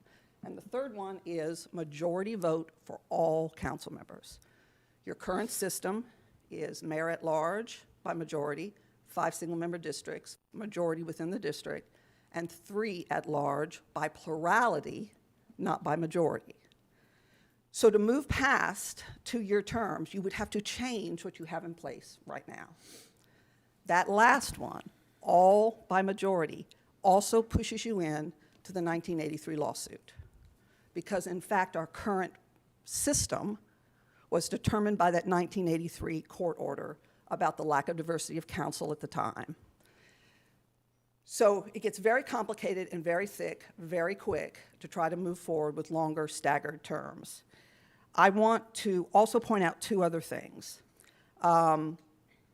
We were puzzled by these 3 requirements in our state constitution, why that didn't impact longer terms in other states. So we didn't look at every state constitution, but we pulled a sampling of state constitutions, and we could not find these requirements replicated in other states. So it's something kind of unique to Texas. Even more puzzling is it's directly addressed to council members. So other elected officials are not impacted by this. In fact, the opposite happens. The state election code for independent school district board members specifically allows them to do plurality in at-large positions, where you are denied that. It also gives them 3 to 4 year terms, where you are denied that. County commissioners, by the state constitution, are given 4-year terms, which you are not allowed. So there's an equity issue, an application issue that felt odd to us. I will tell you, in particular related to the 1983 lawsuit, there's been historically, and even in our committee work, a lot of debate and a lot of disagreement about the impact of the 83 lawsuit. We have a very rigorous discussion of it in your report. We have a recent opinion from your city attorney that's included in your report. If you move forward with this, I cannot imagine that Miles would not recommend that he give you all a thorough briefing, probably an executive session, on this issue. But this brings us forward to what was our first recommendation. 7 out of 9 of our committee members favored longer staggered terms. But they did not want to move forward with the barriers that were in place.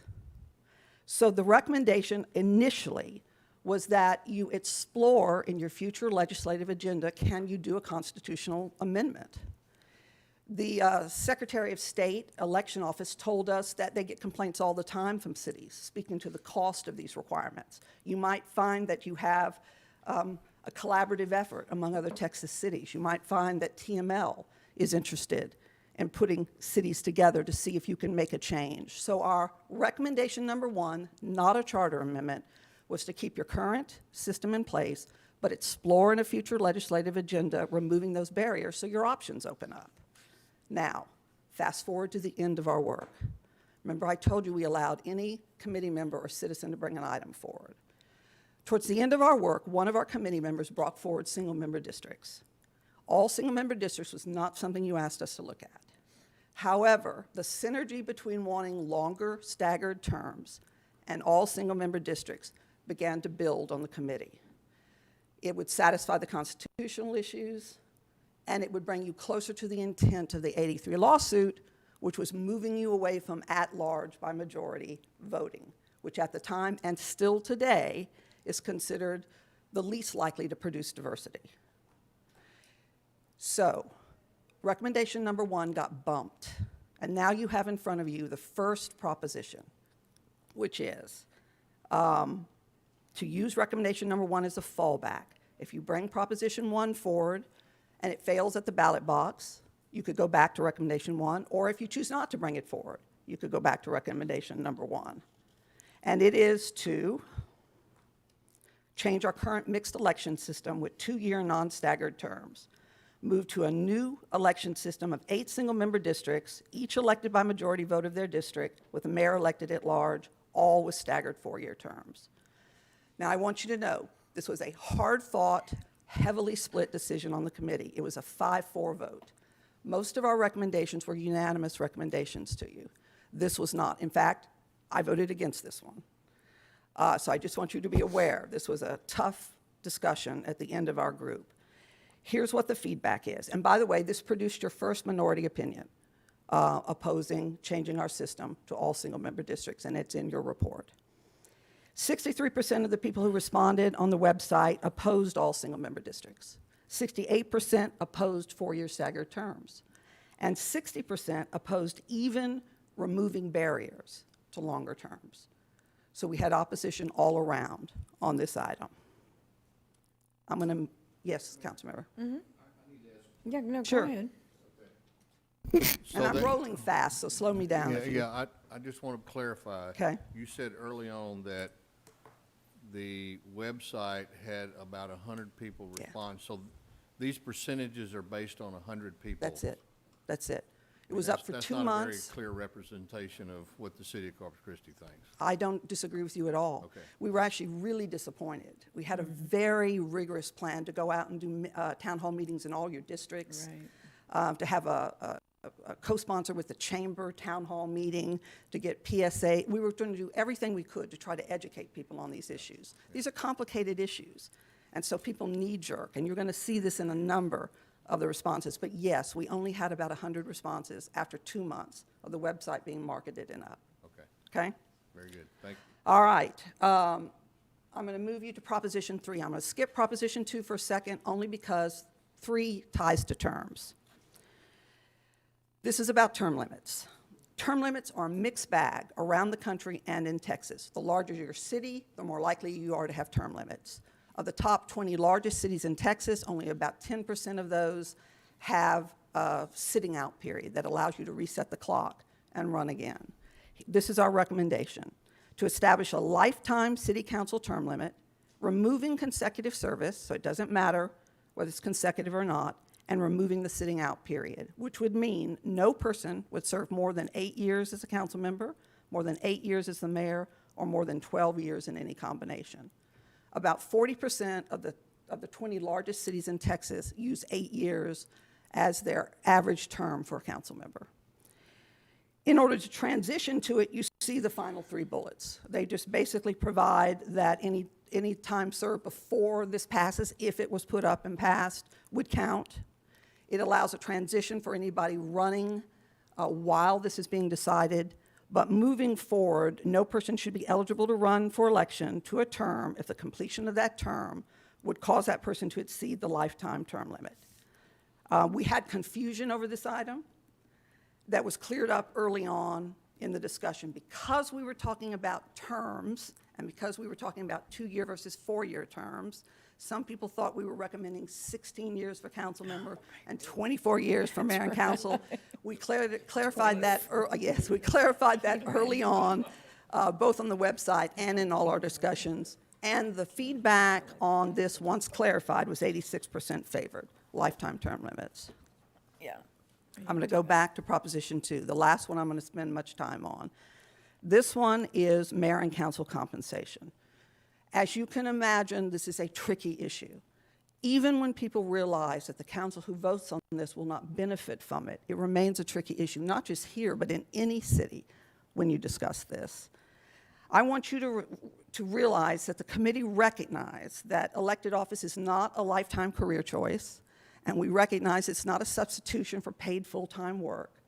But we also recognize the fact that with the growth of this city, with the complexity of the challenges you deal with, and with the growing amount of time you spend in your job, that there is a larger and larger personal and professional sacrifice to serve on council. Here are the facts. 37 years ago, a flat council salary without an escalator was put in the city charter, and it has never changed. It probably should never have been put in a charter. A charter is not designed to allow flexibility. It's designed not to move very often. It's like a constitution, or I think the city attorney called it bylaws for your organization. It's meant to be structural, lean, and not move often. So the fact is, the council today is making less than a council almost 4 decades ago in 1983 in buying power.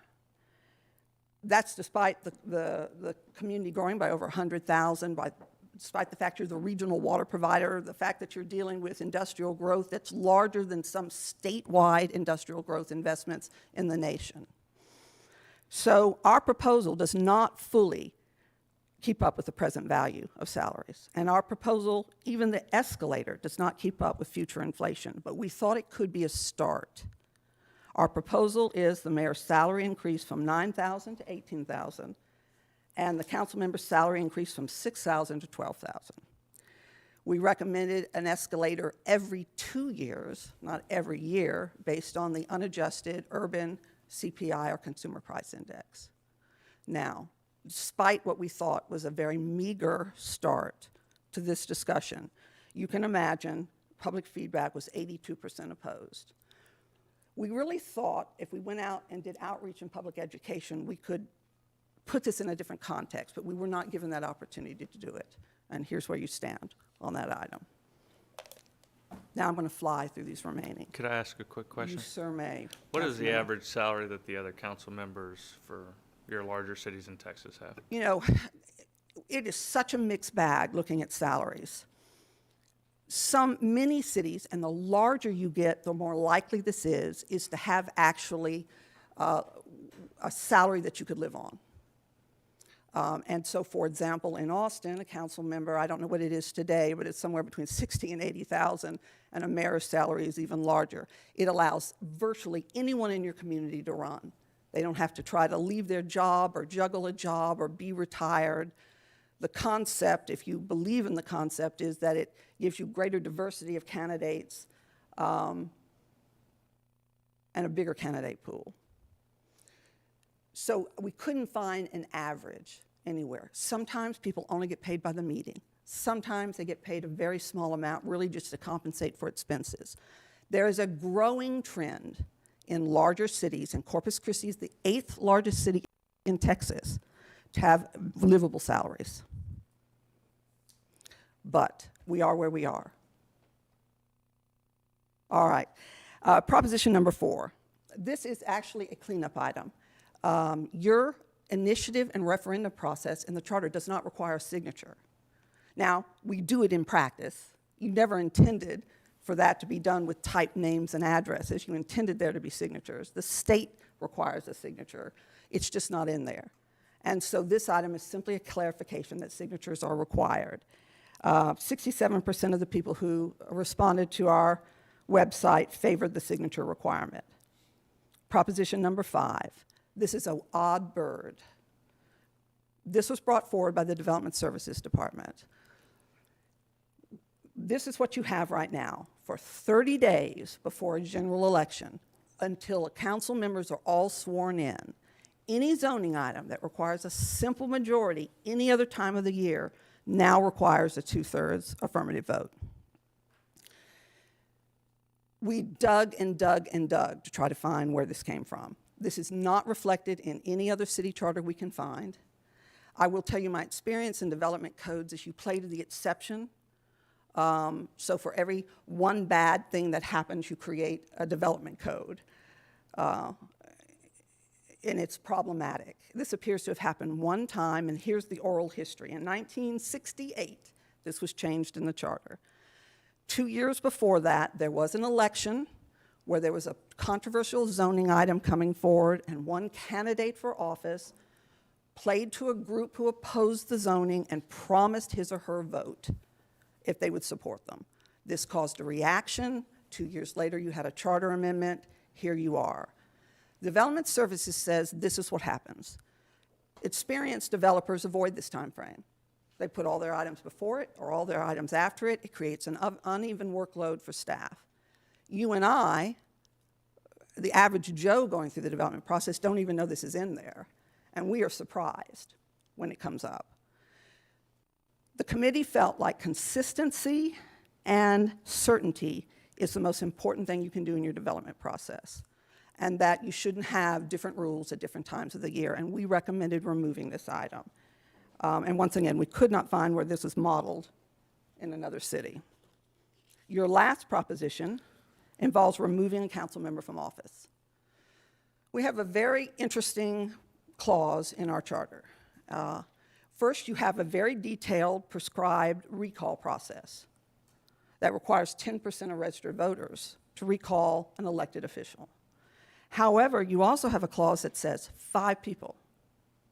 5 people can petition council to vote outside of the recall process and remove an elected council member from office. And only a simple majority vote of council is required to move one of your co-council members.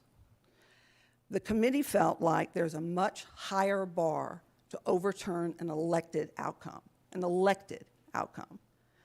So to take a council member who has been elected by their constituency and remove them should have a higher bar, not 5 citizens calling for a vote, and it should require 6 affirmative votes of the council. This was a split vote in public opinion. 57 opposed it, 43 favored it. We've already We're moving on now to recommendations. We've already covered recommendation number 1. That's about removing barriers to longer terms. Recommendation number 2 is a financial transparency issue.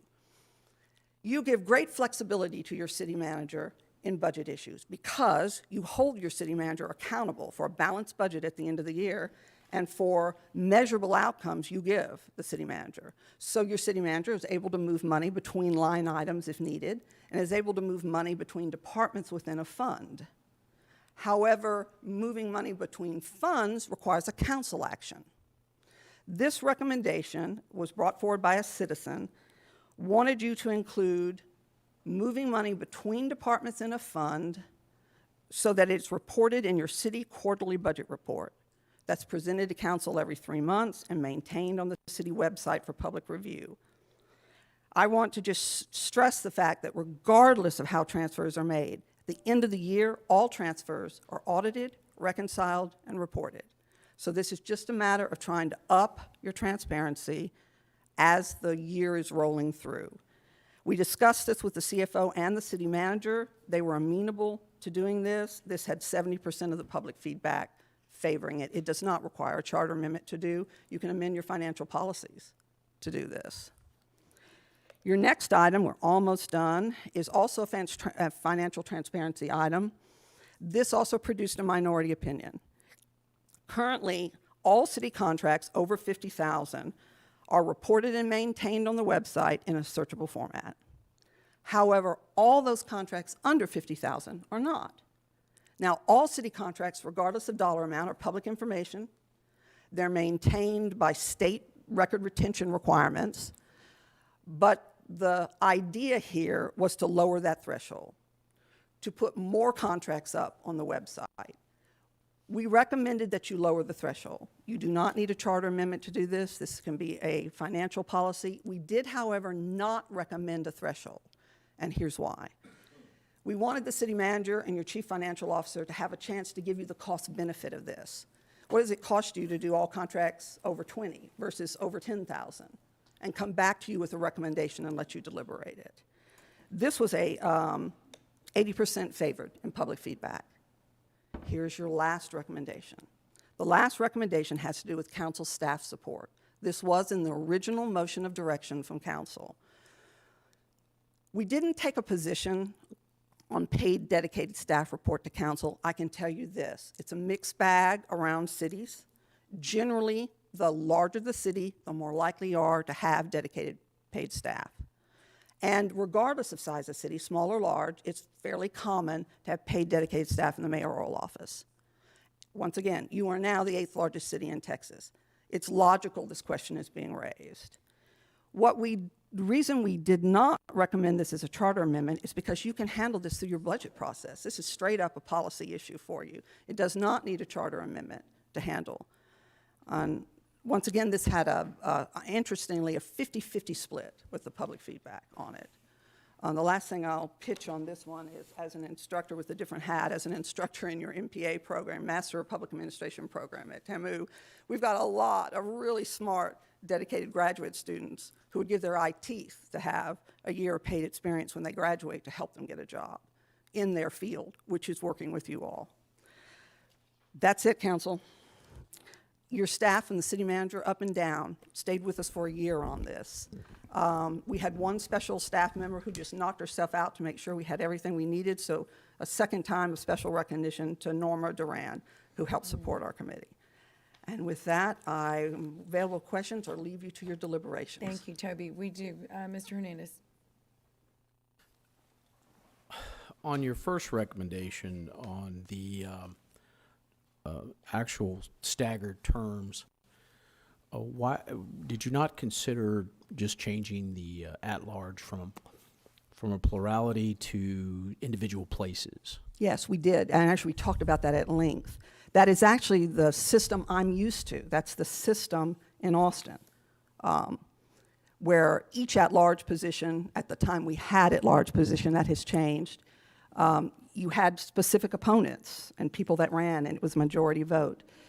We did look at it. That is, once again, this was hard discussed and hard fought, but that is not where the committee ended up on it. There is also a a bit of a concern about the 83 lawsuit again, which was trying to move you away from at-large majority vote. Being that it is, that lawsuit was in place and the structure being 3 at-large, 1 mayor, and 5. All at large. Well, 5 individual placements. Yeah. Individual Yeah, placements. the new system from that court order. From that court order. I mean, you don't necessarily change the structure. You kind of keep the structure. You just change it from a plurality to a majority for each of those individuals, which would allow you to go to 4 years. There's nothing, I'm not telling you cannot do it. What I'm telling you is be sure you get briefed on it, because the intent of that lawsuit had to do with moving away from majority vote at large. I understand. I think the question here is how the citizens actually vote on individual council members. When you have 3 at large, every individual citizen can vote on 5 council members, right? So what do you need for a majority? You need 5 council members. So that kind of gives you a broader ability to vote on council members as opposed to just an individual district member and the mayor. Council member, you picked my major issue why I voted against that proposition, because right now I have 5 votes. Right. I can vote for the mayor, I can vote for my single member district, and I can vote for all 3 of my at-large, and that gives me a vote on the majority of the council, and that's important to me. I had other issues. Now, you move to all single member districts, you're going to get 2 votes. That was not worth the trade-off to me, hence why I had other issues with all single member districts, but that was my primary reason, exactly what you said. Well, yeah, I agree with that. So,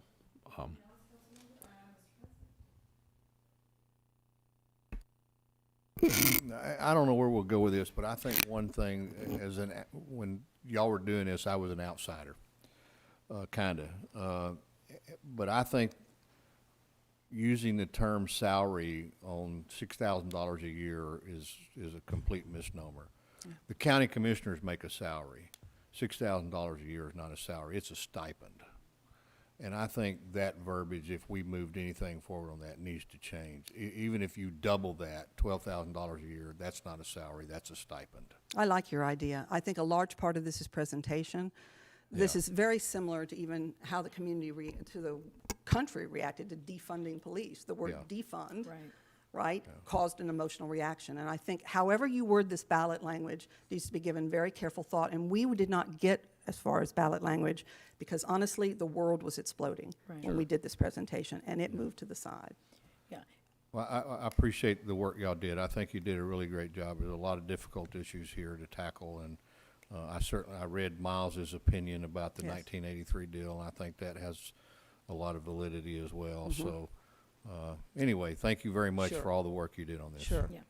Toby, thank you. And I think that Mr. Hernandez had mentioned minimum wage. I think that's what you called it. Yeah, Let's at least call it minimum wage. I mentioned instead of saying double the salary, you should probably said make it at minimum You wage. notice it no longer says double. Minimum wage. But that's what we effectively got, right? Yeah, the first pass at this said double. Right. So, well, then you have to live with that, so to speak. Right? And we looked at what a part-time city employee makes. You make less than them. We looked at what you would make if you made minimum wage. You make less than that. Yeah. We looked as if you had a livable wage. You make less than that. We looked at the average salary. You make less than that. There's really no way to talk about this, you're right, as a salary. Yeah. Right, and I don't think we're looking at this as our primary source of income, but would like to at least be compensated for all that we put in expenditures, right? However, it's hard to say that anybody would be against anybody getting minimum wage, right? So that's why I made the recommendation there that if we get the equivalent of what a minimum wage job would make, and I think that would be adequate. But you are correct. I think as for council members, you almost have to be your own boss, own your own business, be retired, or independently wealthy. That's right. So you do limit, and this was an argument from Councilman Roy when he was on council last year, that you limit your pool of people that would be interested in serving their community because they couldn't afford to do it. Just able to serve your community. Well, we're here in the middle of the afternoon. It'd be very difficult for someone to just not work. and serve their community. So there's actually real arguments for whether or not city council members should be paid to open up the pool for more talent to be able to serve on this community. And remember, I come from a system with literally salaries given to council members, so I'm used to a different model. Right. If I can recommend to our mayor and our fellow council members is that we relook at this as an opportunity for us to correct some of these things. There are some things that weren't addressed that I think also need to be specifically, and I know Miles doesn't agree with this, but the whole thing with the differences between the contract with our police department or our police officers association and the requirement for a referendum to be by petition. So there's a somewhat of a dichotomy there. So I think that needs to be addressed as well.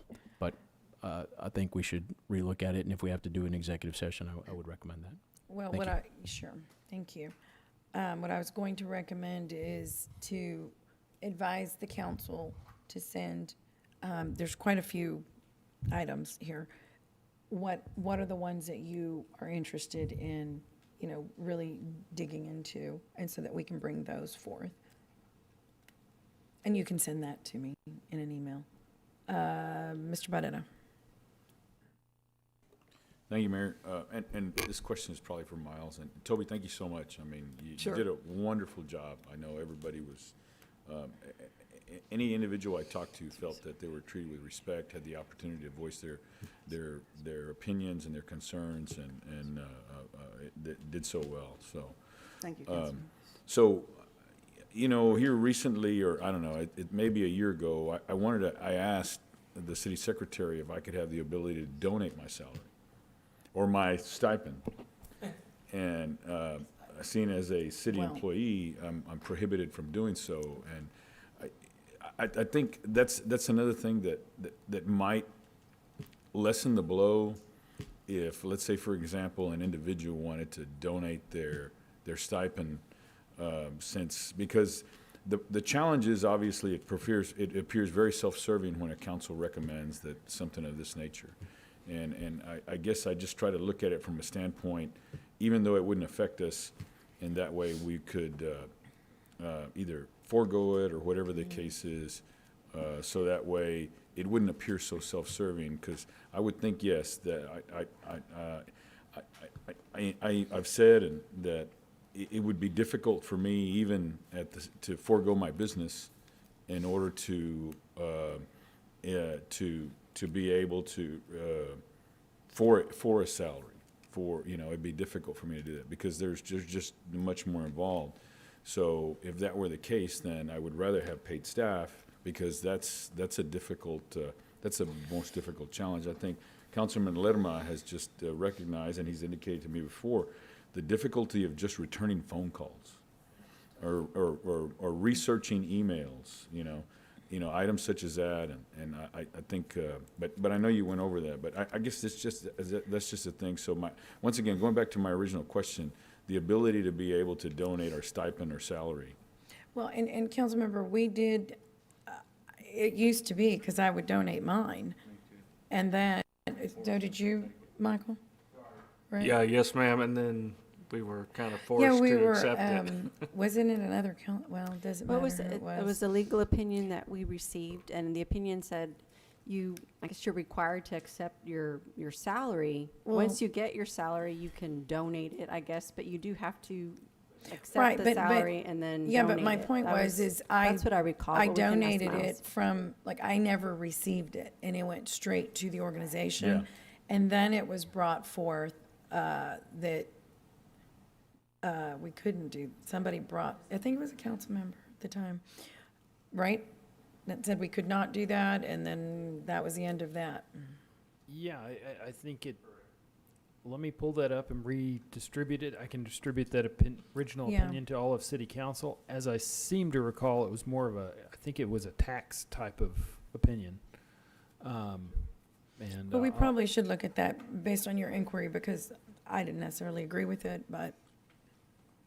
I'll redistribute that opinion to council because it was researched and did have some background. And I in did it. do it for a while, so it was okay then.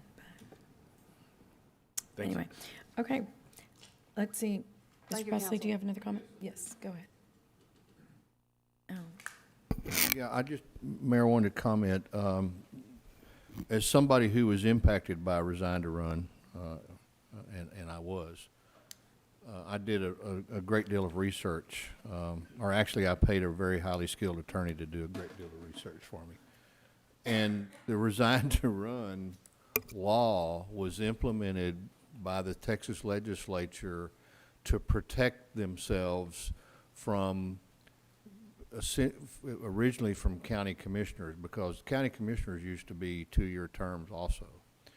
And they petitioned the state to go to 4-year terms, and the state legislature said, okay, we'll let you have the 4-year terms, but we're going to put the Resign to Run law in to protect us from you running against us and using your platform as a way to boost that. And that's absolutely the truth. And but they did it across the board when they passed the law. So they not only got the commissioners, they got Texas.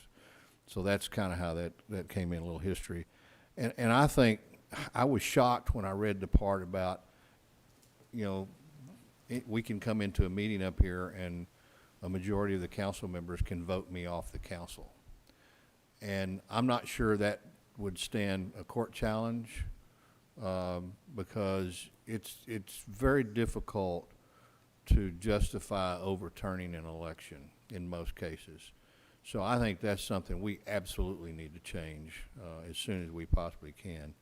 And then with respect to all of this, also as an outsider looking in, I'm a firm believer of eating the elephant one bite at a time. And maybe we pick out 2 or 3 of these that are very critical to what we think are important, and we try to do that the first go around, and then maybe later on attacking the rest of it. So those are just some comments. Thank you. Thank you, Mr. Presley. Mr. Molina. Thank you, Mayor. Toby, thank you for all your hard work and diligence, and for the committee also. I know that you guys have spent a lot of time, and I really wish that we could just discount 2020 altogether and revisit this because there is some value to all the public outreach that your committee had intended and planned on doing. So Mayor, thank you for bringing this back up, and I hope that is something that we can discuss further. I think it is. But I have to say, this was a request of Councilman Hernandez. Okay, thank you. Yes. Thank you, Gil. Mm-hmm. And again, my opinion hasn't changed. I do believe that longer terms, rather than the 2-year term that we have right now, would be beneficial in the long run for the city of Corpus Christi, and I feel that we have, in the past, have missed out on opportunities because the continuity just wasn't there, and the knowledge and history that we receive while we're up here serving could still benefit the citizens of Corpus Christi. So I hope that's something that we can continue talking about. Great. Thank you. Thank you.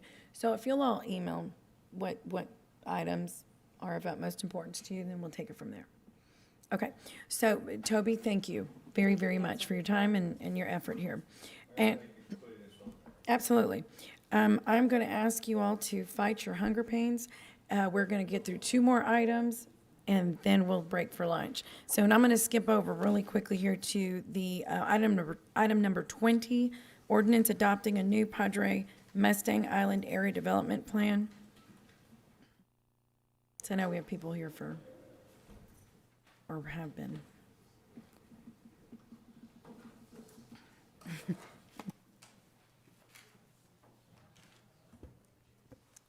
Thank you, and good afternoon, Mayor, Council. Karen Costanza with the Planning Department. Also with me here today is Dan McGinn, the Director of Planning. And the item before you is the public hearing and first reading, adopting the Padre Mustang Island Area Development Plan.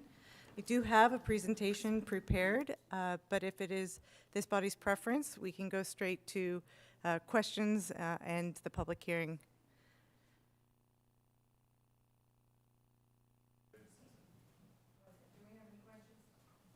Any questions? Okay, I'll entertain a motion to approve. Oh, we have to open, I'm so sorry. Yes, okay, so we will open a public hearing. Is there, yes, public hearing. Yeah, you're the reason I moved it up. Well, I know you've been waiting.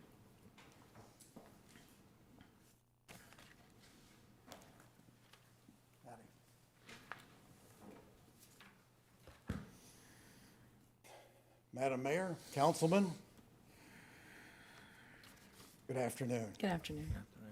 I'm here on behalf of the Padre Island Property Owners Association. My name is Marvin Jones, and I'm the president of the organization. And we and others object to the beach maintenance facility being built at the location that's been proposed in the development plan. It inhibits the traffic flow. It's a bit of a danger, and it just causes trouble for people that want to commute through that area. Therefore, the PIBA, Caitlin spoke earlier, the ISAC, and the POA, the three major groups on the island that represent the residents there, all oppose this project being built next to the fire station there. It's my understanding that over the years, a number of sites have been examined and possibly chosen for this location. And I believe it would be very beneficial for the democracy of the island that the council listen to the people that live there via their representatives and carve this out of the plan and find another location. Therefore, I ask you to put that particular item on hold and go forward with looking at other locations for it. Thank you. Okay, thank you, Mr. Jones. Is there any other public comment? Okay. I will close public hearing. I thought you were going to say something. Sorry. If you wanted to, I could comment on that. So the plan doesn't have that facility the gentleman was just talking Okay. about. It's not specifically mentioned in this plan. Okay. Yes. If I may clarify, Mr. Manager, it is listed, but no site is identified within the plan. So, since so it is bond the funded. site is not specified, Correct. but the building facility is part of the plan. It's bond Okay. funded, so it's. It's bond funded, so we can still talk about where this is going and just have more discussion if need be. Yes, we can. Okay, understood. Yes, sir. Yeah. So we have not, just to the gentleman's point, we have not Specified. nailed down a location yet. Right. We proposed one, but we have some flexibility. Well, Or do we? We have 10 years of looking, and we have 7 locations that we looked at over the past 10 years. 6 of them don't work for numerous reasons. Okay. So we have that. I have all that analysis here. We are working closely with Councilman Smith, who is fine with the location, prefers the location next to the fire station. One big point of correction: it is not a maintenance facility. It's a 3-bay storage facility where heavy equipment that's used to grade the beaches is parked overnight. Right. And it's also not in a residential or neighborhood street setting. It's on a collector road. So in the morning, 7-ish or so, the 3 pieces of equipment leave the storage shed, go to the beach. They're there all day, and then it comes back at the end of the day.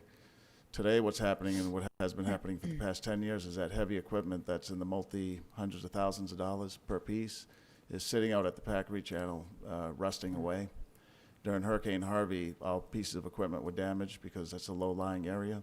So this one preferred location is one of the highest elevated points. It is off a collector. One of the neighborhoods that abuts it is a huge privacy fence, so they won't even see it. And then another point is that it would be built in such a way that it's oriented to the road where you wouldn't even see the bays, you'll see the sidewall. It's also being designed and recommended to be completely built out of rock or brick. So it's going to look nicer than the fire station.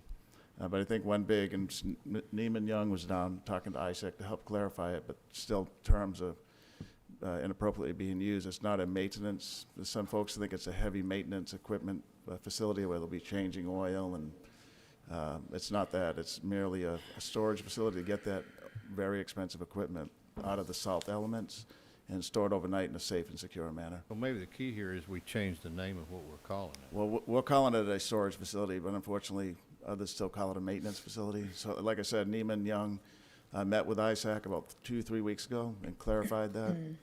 So we'll continue. A lot of They're this still is not happy with it?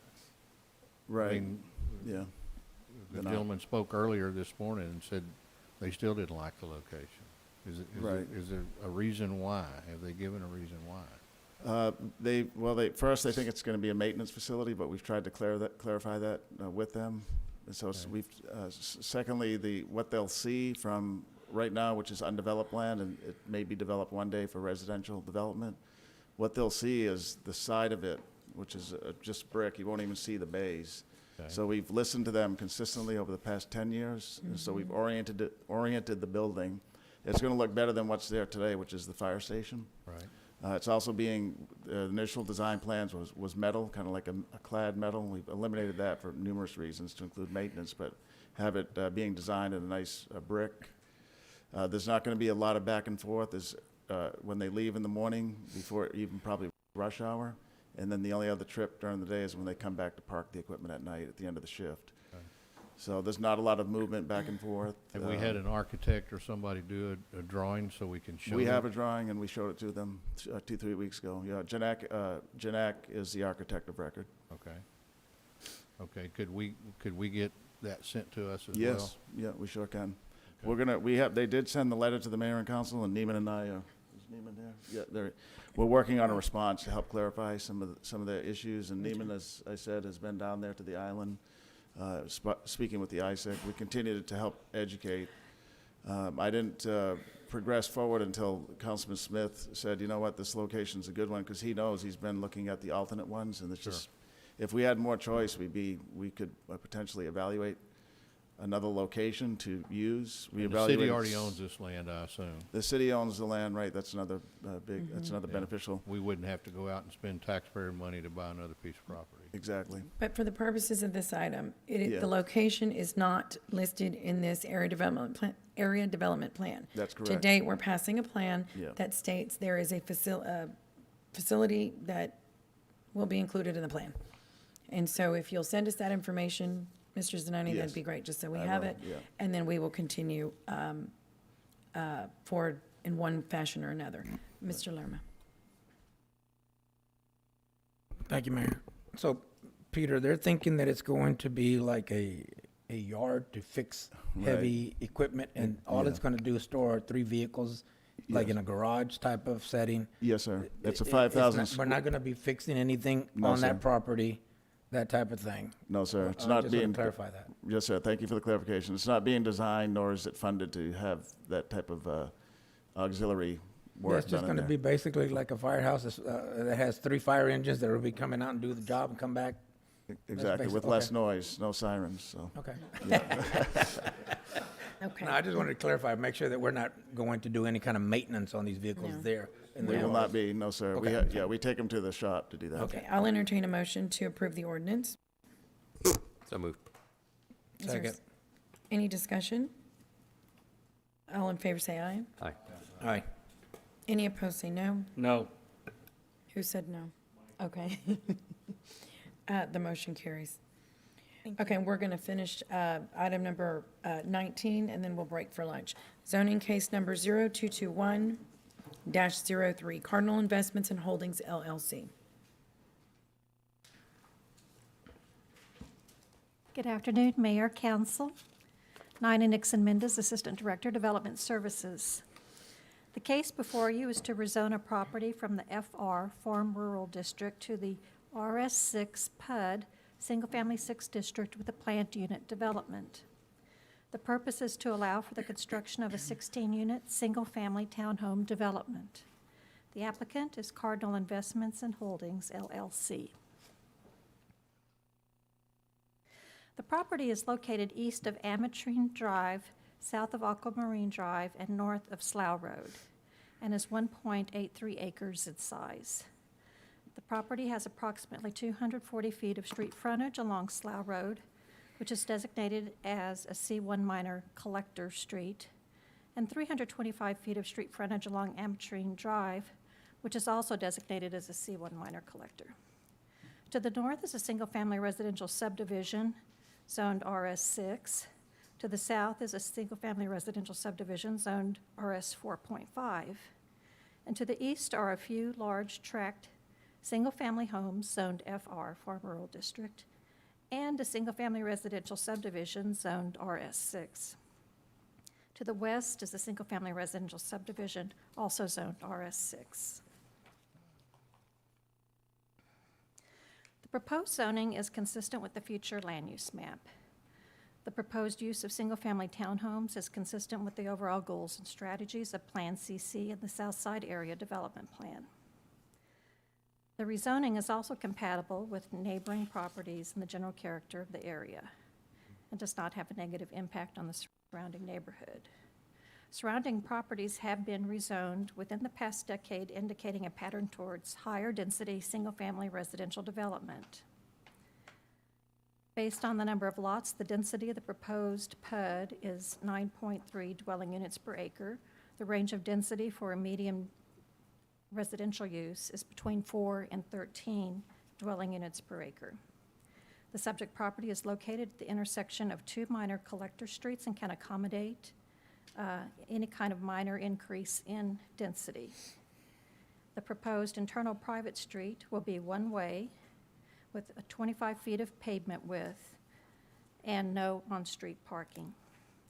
Based on updates recommended by the technical committee, the proposed PUD is compliant with section 354 of the UDC and the TRC recommended approval on April 29th. The updates recommended by the TRC included converting into a one-way street with no on-street parking, adding a 5-foot sidewalk on the side with the community amenity, and 4 parking spaces required per unit, and that includes 2 in the garage. There were 41 public notices mailed, 0 received in favor, 16 in opposition.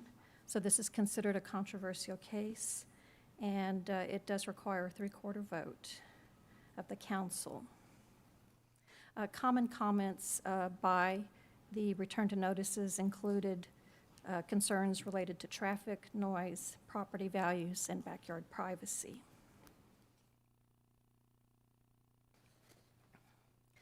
This table shows the PUD deviations of the proposed development pattern. The lot area size would be 3,500 square feet, the minimum lot width 35 feet. Front yard requirement would be 18 feet with the 20 feet to the garage door. The side yard would be a 0-foot requirement. Again, the paved street width would be 25 feet. And the parking spaces proposed were 32, but that would be increased based on the TRC recommendation to 64 spaces total on site. Also, another deviation is the 5-foot sidewalk along the east side of the private street. This slide shows the master site plan. Again, there would be a one-way entrance to the private street off of Slough. And also, you can see the common area, which would also serve as the mailbox center. The next couple of slides show the master site plans so that there are 18 buildings representing 16 units.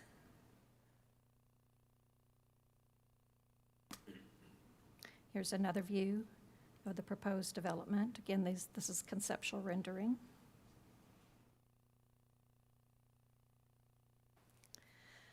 The Planning Commission and staff recommend approval of the RS6 PUD. And I did want to point out some of the conditions that were placed with respect to the recommendation. Height of a maximum of 35 feet. This would be consistent with an RS6 district, single-family district. Also, there would be the setback of 20 feet for the garage door.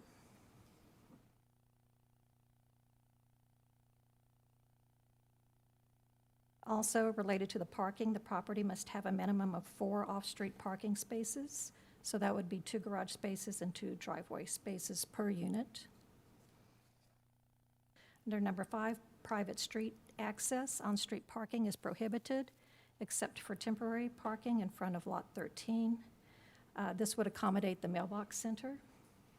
And the one-way private access drive would not be less than 25 feet in width and shall be signed to indicate no parking.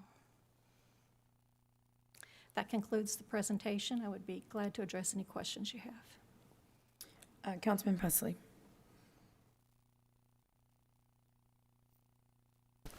Okay, this 35-foot height, is that a 2-story height? Yes, that would be 3.5 stories.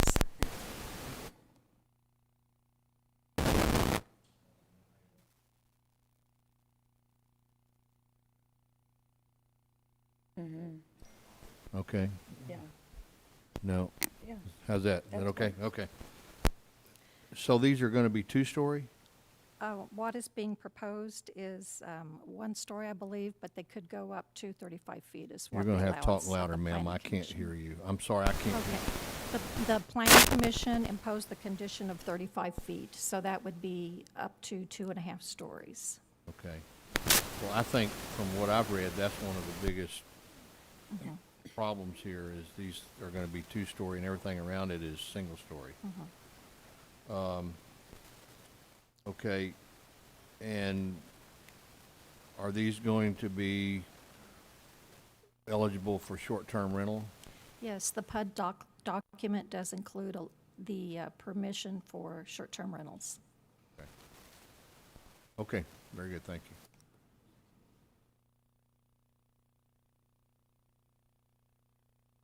Councilman Hernandez. How does a PUD supersede city ordinances against short-term rentals outside the island? The PUD, it's very similar to like a special permit, so that different conditions can be imposed that would allow for variances to the code. Miles, please. And PUD is authorized specifically in the UDC, and it is common throughout the state.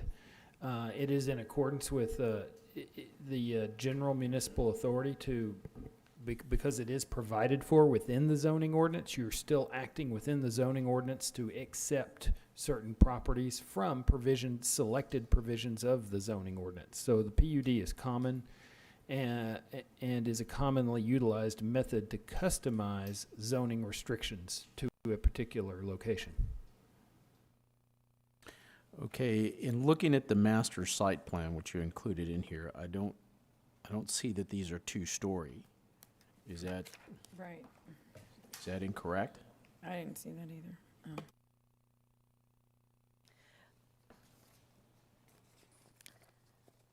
There was no height proposed in the PUD plan, and so the Planning Commission recommended a 35-foot height restriction.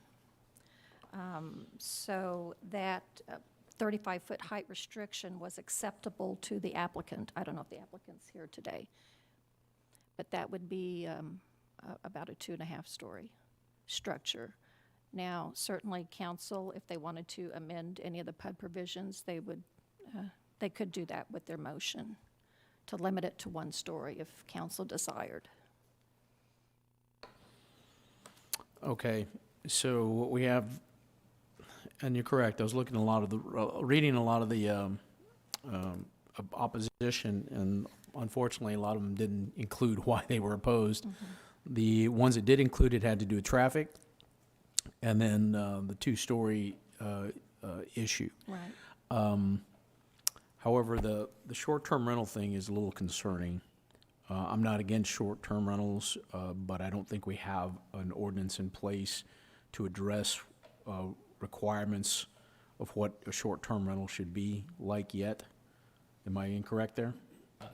Short-term rentals are prohibited in residential zones. You would have no reason to have an ordinance establishing requirements for a short-term rental because they're simply prohibited.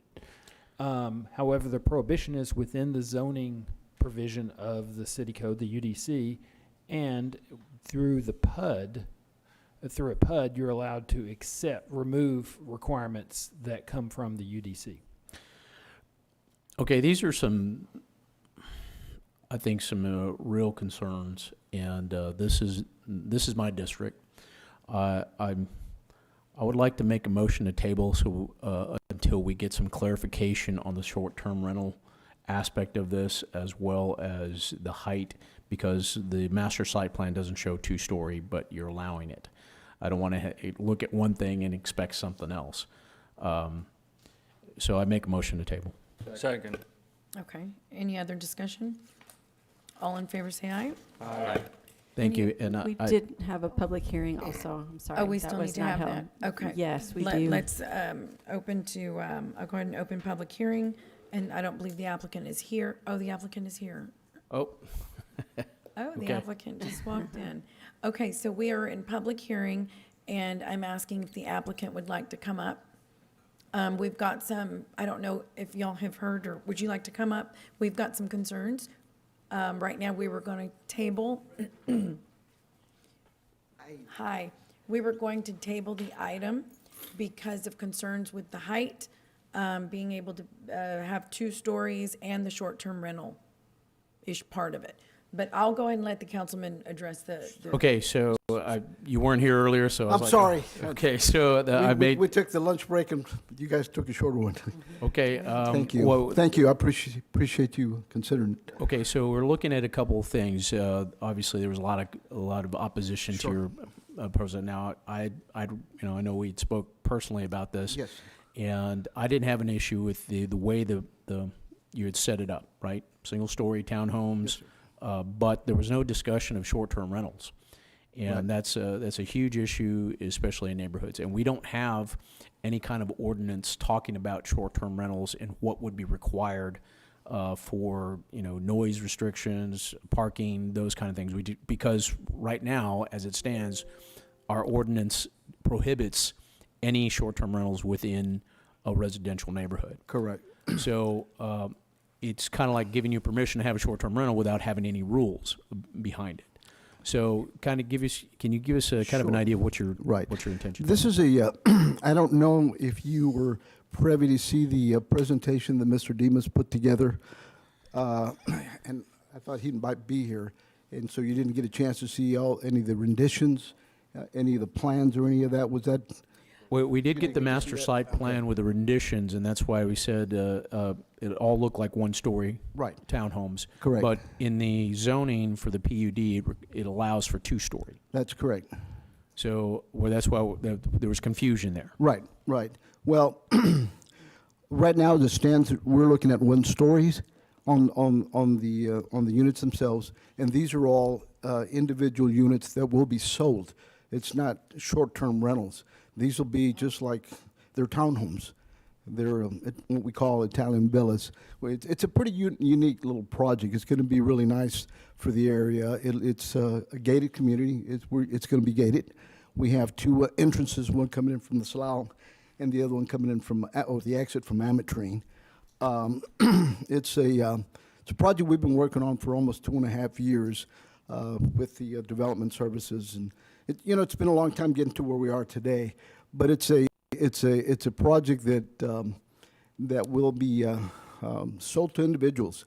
These townhomes, we're basically looking at some of the people that don't want to have the big yard and have to do the maintenance, that type of thing. That's kind of the individual we're looking at, the retiree, that type of individual. But we're selling. This is not short-term rentals.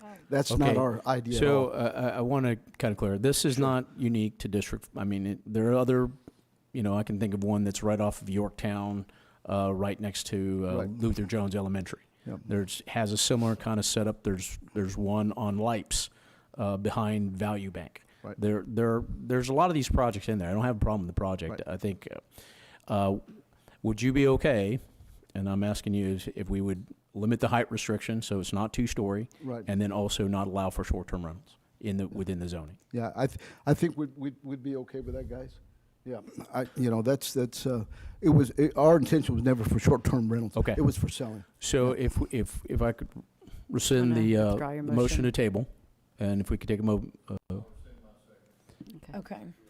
So we need, Can we also get the gentleman's name for the record? I'm sorry, we your didn't. name, sir? My name is Fred Garza. Fred Garza. Okay, so with that, I make a motion to amend, and Nina, maybe you can help me out here. What would be the height for these particular type that would not make them 2-story or 2.5-story? I would recommend 18 feet. Okay, so I make a motion to much? amend to 18 feet 18 feet. restriction and no short-term rentals within the PUD. So I make that motion to amend. okay, second. Is there any discussion? Okay. Okay, that's what I was wondering. Well, did anybody That's else want to yours. speak during the public hearing? I just wasn't sure. Did we close it? Well, we were closing it. I Okay. guess, I just didn't know if I anybody guess else so. was Is here there to any speak. other, right, I don't, yeah. Okay, I'm closing the public hearing. So we have a motion and a second, no discussion. All in favor, say aye. Aye. And with that, I'd like to make a motion to Well, approve hang- as hang- amended. Any opposed, say no. Oh, sorry. Okay, the motion passes. Now, Okay, I'd like to make a motion to approve as amended. Second. okay, any discussion? All in favor, say aye. Aye. Any opposed, say no. The motion passes. Okay, great. Thank you. Thank you. Thank you. Okay, so now we are going to go ahead and, we're going to go on to the next item. I'm kidding. We're not eating today. It's called lunch. I will recess the council meeting for lunch and we'll return very shortly.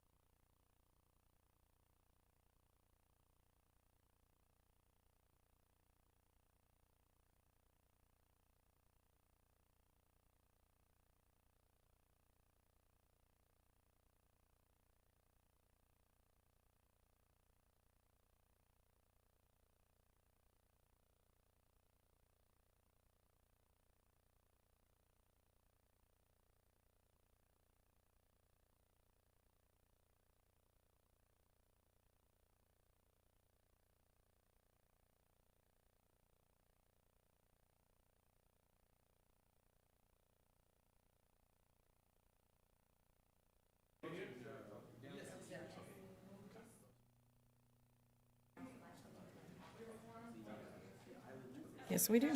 Okay.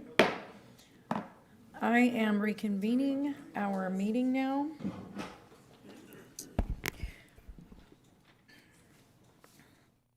We are on section N.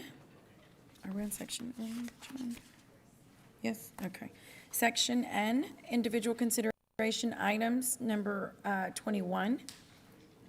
This is ordinance accepting and appropriating $67,553,894 from the American Rescue Plan Act to mitigate the fiscal effects stemming from the public health emergency caused by the COVID-19 pandemic. Heather? Good afternoon, Heather Hilbert, Director of Finance.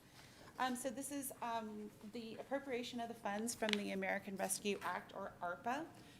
We brought the proposed project listing to council last week in a briefing. And so we received direction from council to go ahead and move forward with the projects as listed. Next slide, please. So just as a reminder, what we were proposing is $100,000 for downtown outdoor dining development, $5 million for North Reach drainage improvements, $30 million for citywide water line replacement, $18.4 million for citywide wastewater lift station upgrades, $10 million for citywide stormwater improvements, and then $4.05 million towards the construction of fire station number 3. So that is a total of the $67.55 million, which is the updated allocation that the city of Corpus Christi will be receiving through the American Rescue Plan Act. In addition to the acceptance and the appropriation of these funds, we are also asking for the approval to add 2 full-time headcount, which will be funded through the grant funds to augment staff to help account for not only the $67 million that we are receiving through this grant, but also some of the other numerous grants that we've received through the coronavirus relief and the public health emergency that the city has been recipient of. So Okay, out of these funds. Exactly, Right. exactly. Okay. They would be 100% grant funded positions. Okay. Do we have any questions, Councilman? Okay, do we have public comment? Okay, we'll entertain a motion to Motion to approve. item number Second. 21. Thank you. Any discussion? All in favor say aye. Aye. Any opposed say no. The motion carries. Thank you, Heather. First reading ordinance, section O. Item number 22, an ordinance accepting a grant for the Regional Local Services System, Local Public Health System in the amount of $328,736. I move for approval. Second. I have a question, and it's a quick one, and it's for item number 22 and 23. So who has direct oversight over these funds? This is appropriating, or this is what is this? Ordinance, we're accepting a grant. The first one, number 22, it's accepting a grant, which is the RLSS grant. And this is a new grant that we've had. This is a grant that we've had for many years. This is just the renewal of the contract. Okay, so the oversight is our health director, The health or is director, it management? Annette Rodriguez. Okay. On both of these, I would imagine, Correct. On all of Okay. them. Okay. And just because we're on the topic, and therefore I can ask, what is the health department budget, our general fund budget for the health, being that we're 60/40 with county partnership? Do we know that? Or maybe Constance knows? I don't know. Yeah, Constance will know. Come on Okay. up, Constance. You do? Great. Good afternoon. It's about $3.4 million for fiscal year '21. 3.4 million. And can someone explain, I'm just curious as to, again, because we're in partnership with the county 60/40, how does that work? So who pays out, or how does that work?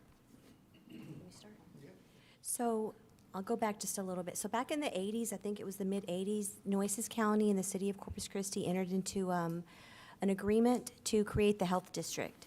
And so at that time, you had city employees, you had grant employees, and you had county employees all working together. Well, in the mid-80s, no, in, 2009 or 2008, we... 2007.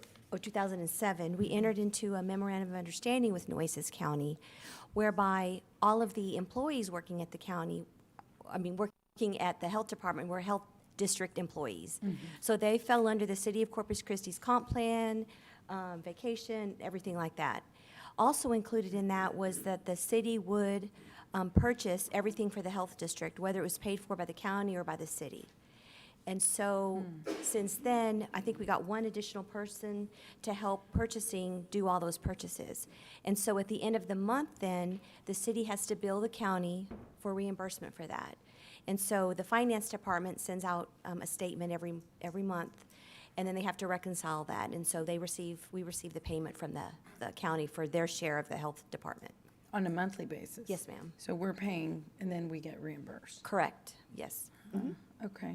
You know, Peter, I'd like to see what, I guess what the business case would look like if we were out of the health business and gave it all to the county. Obviously, it would be like an expense, right, that we would pay out, I would imagine, based on the 3.4 million. Yeah. But just to see what that would look like in terms of just one entity having jurisdiction over the health department versus two. Okay, we can look at that. The state law really delegates the health services to the counties across the state, right? Yes. So as an example, in San Antonio, they were a joint city-county district, but probably 10, 15 years ago, they separated the duties, and the county took over the majority of the health services. So the opposite of what we did. Yeah, the opposite of what we have today. Or what we did, yeah. Yeah. Huh, okay. I'm just curious to see if that's a case that might make better sense for the city, opposed to what we do now, which is basically pay and then get reimbursed. I don't know. Yeah. I think it's something that, that we should look into to see what that looks like. Okay. Yeah. Okay. That's all I had, yes. So, oh, yes, sir, I didn't see her. With respect to that, and Constance, She's there. oh, there she is. Couldn't see you, I'm sorry. I've mentioned this before, back probably 2016, 2017, and also that combination of the employees took place after 2009 because I was there when that happened. Yes, sir. So There were two They amendments. started on it and they worked on it, Judge Neal For and like 4 the or city 5 manager years. forever. Yes, sir. You're To right. come to an agreement You're right. on how it would be done. Mm-hmm. But Judge Neal assigned Steve Waterman and I a task to work with the city. I'm sure you were involved in that process, where we went through and did a research on how the expenditures broke out for both the city and the county. So, Mayor, that information ought to exist somewhere here in the city I'd just like to database. see It it. was a very in-depth study because the city, rightfully so, had claimed that they were paying more than their fair share of that 60-40 split, and they were right. And at the end of the day, the county ended up kicking in additional money to the tune of $100,000 a year or so. So anyway, I just wanted to make that point. Great. Thank you. Yes, Okay, let's see, public comment. Do we have any public comment? Okay, then I'll entertain a motion to approve item number There's 20. a motion and a second on the floor. Oh, was there? I'm so sorry. Okay, no further discussion then. All in favor say aye. Aye. Any opposed say no. The motion carries. So item number 23 is an ordinance authorizing acceptance and appropriation of the following grants totaling in the amount of $1,090,981 from the Texas Department of State Health Services. Include the Texas EPI, which assists with doing the communicable disease investigations. We have the TB state, which helps with tuberculosis. We have a flu grant that helps us purchase the equipment and the necessary tools so that we can do flu testing. And then also the CPS LRN, which is the BSL-3 facility that we have. And this is what was critical in making sure that we had that COVID testing and bringing it on board very quickly. Right. We were actually one of the fastest in Nueces County. Within a day, we could, give you a result pretty quickly. And that was because of that grant. Wonderful. Well, good. Okay. We don't have any council questions. Do we have any public comment? I will entertain a motion to approve the ordinance Move to number approve. 23. Second. Okay. Second. Any discussion? Michael and Bill. All in favor say aye. Aye. Any opposed say no. The motion carries. Thank Thank you, you. Doctor. Item number 24 is an ordinance authorizing a 5-year subscription agreement with the option to extend for 3 additional years with Encapsulate LLC in the amount of $2,223,569.63 for customer relationship management system 4311. A good news item. It actually is, Mayor. Good Another afternoon. good news item. So were the grants. We're just full of them today. But, good afternoon, Mayor, Council, Peter. I have a ordinance in front of you to authorize a 5-year subscription agreement with the option to extend for additional 3 years with Encapsulate in the amount of $2,223,569.63 for a customer relation management system, also known as CRM, with that CRMS. But actually, this is really the basis for a project that's been very dear to the city manager, and it's the 311 project. And this is so important to support that initiative. We have a call center for 311. We are in the process of just wrapping up the 311 number with AT&T. But the software we have currently, when somebody calls into the city, it's not integrated fully to other systems. It's clumsy to use. It's hard for the public to utilize a mobile application that doesn't work well. In other words, it needs to be replaced. But you want to enter into the true world of customer service with 311. That's the focus point of it. Right. And this software enhances that opportunity for the citizens by giving them multiple different options on how to communicate with the city. One is a true mobile application, so you can utilize it on your phones or a tablet, but also with Alexa. You'd be home, Oh, say, I'd like to see, Dear how Alexa. do I do this permit? Ask certain questions. But the most important, open work orders. But the other thing is about how are we doing? We can measure ourselves on a daily basis, a weekly basis, monthly, quarterly. And what I mean by that is when you open up, example, my trash wasn't picked up. So there's a work order created, and then it gets sent to solid waste to pick it up. But there's an escalation factor that's tied to these work orders too. And it's agreed upon through the departments for the different type of work orders. This should be resolved in less than 24 hours. And if it isn't being resolved, then it would get escalated through management. And then if it still doesn't get resolved, it would actually get escalated even further to eventually it would go to Peter. And he would get notified. Also, you'll have a dashboard that you could see the calls, number of work orders, how many have been closed on time, how many are pending, and then also if there's any issues that may be occurring with a work order because there's a piece of equipment broken down. It actually can give you a good pulse of the city on a daily basis. But if we just did the 311 number and we didn't change the back end for support, we'd just be really wasting our time. It's just, you just dial less digits to get to the city, but you wouldn't get that enhanced customer service. So it's an opportunity for all of us to take a step forward. Any questions? this is a great item.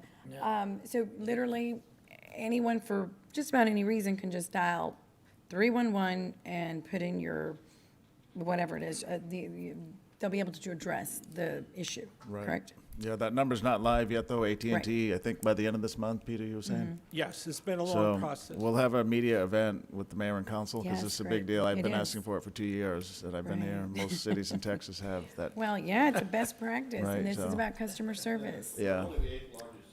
Yeah. It's really, that number that we have, the 826 city number is not, when I'm presenting to folks, I ask them, how many of you here know what number to call if there's an issue? Nobody raises their hand. Rooms of 50, 60 Right. people, so. No. People And remember then people 311. don't call because Yeah. they don't know where to call. So this Exactly. is wonderful. So this helps us connect with the community, and it'll help them out. Right. Yeah. Well, the responsiveness. Yes. Councilman Hernandez. Yeah, thank you, Mayor. In terms of budget, this is coming from the unreserved fund balance, right? Do we have excess, or is this, I mean, how we just, Yeah, the how are we IT, accounting for this? the IT fund has fund balance in there of about, do you know what the total amount About is? 3.3 3.3 million in the IT fund balance, so. Okay, so this is all gonna come, I mean, it's only 600,000, 622,000 for this year? Right. And the remainder's still gonna come out of the reserve, No, we'll probably, balance? we'll see, we may use it in the budgeting process, so this will be a line item we're working on budgets right now, and we'll budget appropriately. Okay, and what is the ongoing cost with the 311? It averages out to a little bit over $200,000 a year. It escalates up as the years go through. So Okay. the first number actually includes implementation and the maintenance for the first year. Okay, so are we having any savings from eliminating the old system? I mean, what's happening? I don't Do we mean have to an be- old system? I'm smiling because that's the problem. It's is the plural, it's old systems. Old systems, yeah. It's, Okay, that don't so talk how with much each are we other. spending on that now? I can't give you the number off the top of my head, but Probably I can get nothing. it for you. Probably very little, because it's antiquated, rigged up, you name it. Okay, I guess I'm looking for, we're committing to additional expenditures, not to say that it's a bad thing. Right. I think this might, dialing 311 and getting more than just the city is probably a good thing. Right. So, but I'd like to see the bigger picture as to, okay, what are we committing ourselves to? Where's that funding coming from? Just having it come out of unreserved funds for now is not. Yeah, in the future, the IT fund assesses every operating department, all funds. Mm-hmm. They're an internal service fund, so everybody pays a proportionate share based on the cost methodology. So this item now going forward will be So part of that. everybody's internal service fund or shared service, whatever you want to call it. Yeah. It's going to increase because of 311. Yes, right. So airport, water utilities, general Right. fund, all the funds will pay their proportionate share, just as they do today for I the IT understand. services. Yeah. If we can get the big picture as Yeah. to what this going to cost, who's going to pay for it, how much is going to, Okay, we can show you that. what's the long-term expenditures, and if there's any savings from any of the previous. Councilmember, I just want to add one more thing. So we're currently using 6 or 7 or 8 different software applications. And so ideally, as those go away and we use 311, we will have savings. Okay, well, that's Yeah, all I'm and asking. We'll provide you with the information. Yeah. All right, That's so great. maybe a letter, a memo or email to council members just to see, I want to kind of Yes, sir. get them. Not a Thank you. problem. Thank you. Councilman Pusley. Peter, what's your ETA on getting this installed and up and going, the whole 311, everything? To implement this application could be anywhere from 4 to 6 months. And the reason why it's so integrated into other existing systems, that it will take time to do the integration, but it's also the development of the workflows to where you open up a ticket, then there's a certain workflow behind it. So we got to work across the board. So it's a 4 to 6 months process. The 311 number, like Peter said, would be probably the first week of July available to the city, which doesn't mean we can't start using it, but this definitely will take the city to the next level when we implement it. Okay, so that's Yeah. what I'm getting at. I just want to make sure that we don't implement 311 at a point where we don't have it fully integrated and people, citizens who try to use it get tangled up in it, and it's worse than what we're doing now. Yeah, Councilman, so we do have a transition plan, which includes using 311. There's a extensive education process. We have logos, education strategy, and a slow rolling out of the 311 number, but we'll turn the 311 number on before the software is fully integrated, so that people can begin to use it. We'll talk about our education and outreach to let people know about it. It's going to take some time. And so two things will be happening simultaneously. We'll be educating the community, and we'll be implementing the software and educating our staff. In the meantime, the systems we have will allow us to get the requests. It's just not going to be as integrated as what Peter was talking about today. I'd like to add one other thing, is that the 311 number is governed by the PUC. It actually taken us, when Peter said he's been asking for 311 for 2 years, it's taken us well over 1.5 years to get the number, the authorization to be allowed to use it, and we're under obligation to start using it, and we're right on the verge of it. So like Peter said, through education, we can get people used to calling 311, but we'll still have to manage the back end the way we are doing today. And then when we bring into the new system, then we'll be able to expand the capabilities of 311. I appreciate all that. I just want to make sure we don't end up going down the rabbit hole here and we're in trouble. We have a business plan for it, Councilman. Yeah, we have a work team that's been, exactly what you're saying is what we've discussed, and we have strategy and backup plans and so on. Otherwise, when you dial 311, it dials Peter's cell phone number. Well, yeah. That's what happens today. That's why we're trying to get this going. Yeah. Okay, thank you. Peter, I think that's all we have. So do we have any public comment on this item? Okay, I'll entertain a motion to approve the ordinance number 24. You'll have to wait. Any discussion? All in favor say aye. Aye. Any opposed say no. The motion passes. Thank you, Peter. Thank you so much, Council Mayor. Yes, sir. Okay, let's see, item number 25. This is a briefing from the Board of Realtors to provide information on recent real estate trends in Corpus Christi, new legislation, and available resources. Yes, ma'am. You going to do an introduction, Steve? Yes. Okay, Councilman Molina requested this some time ago, so we're glad that the real estate, or the Corpus Christi Association of Realtors are here. Mm-hmm. We know they're important. We know that in the past they were doing routine briefings to the council, and we'll try to keep those going moving forward. This is an important topic, especially today as we talk about the need for housing right across the community. So I'll turn it over to Steve. Yeah, thank you. Thank you, Peter. Good afternoon, Mayor and Council. Stevie, your Assistant City Manager. As the City Manager mentioned, this first briefing will just provide some information on the recent real estate trends in Corpus Christi, as requested by Councilman Molina, so we thank you for that. Presenting to you today will be Elke Gonzalez, who is the Chief Executive Officer for the Corpus Christi Association of Realtors.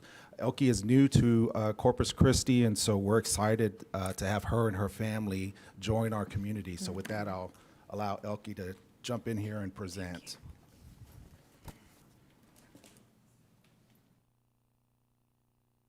Thank you, Steve.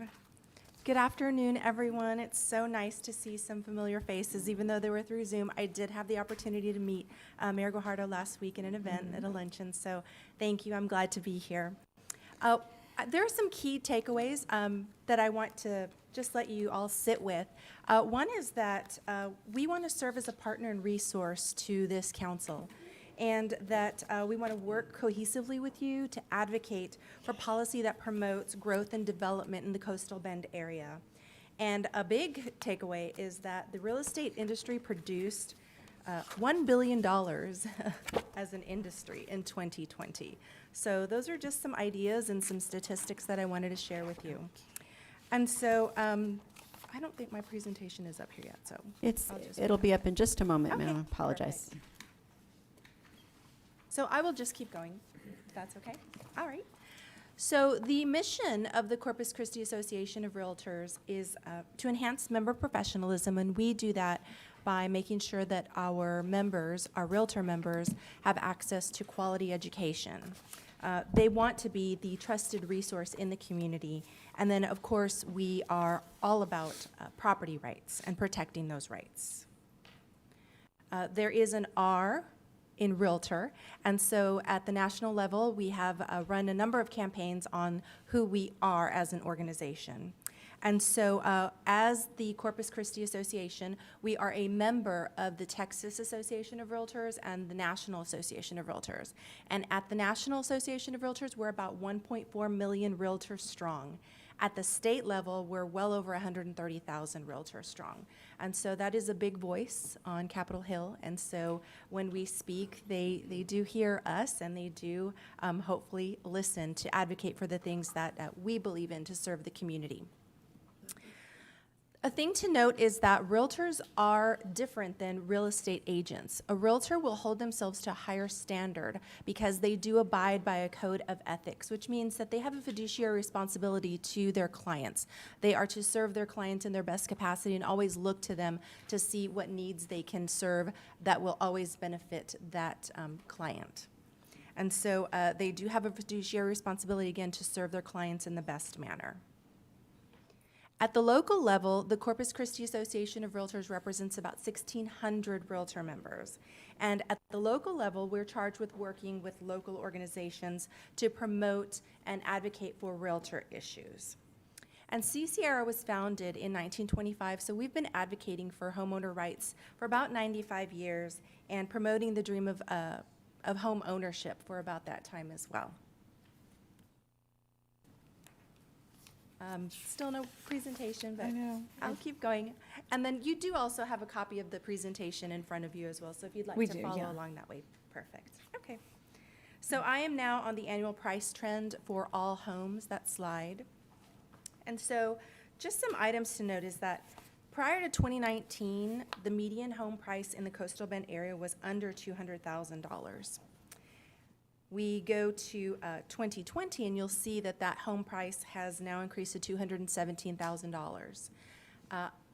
One thing that is very notable is that in the first 5 months of 2021, there has been a 10% increase in that price of home.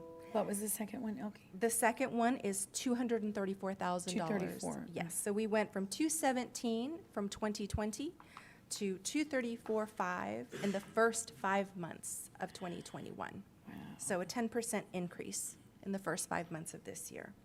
And that happened pretty quickly from 2019 to 2021, where we see like a spike. And you'll see from, again, that steep rise in the home for all the prices for all homes. When we segment that out and look solely at new construction, then you'll see that new construction started at about $240,000 in 2015. And then when we go to 2020, we'll see the upward trend of about $285,000. And then that tick that increases in 2021, that is now starting at $325,000. So again, the home prices are increasing, particularly for new homes as well. And that 14% increase from 2020 to in the first 5 months of 2021 is about 14% and about $40,000 just in the first 5 months of this year.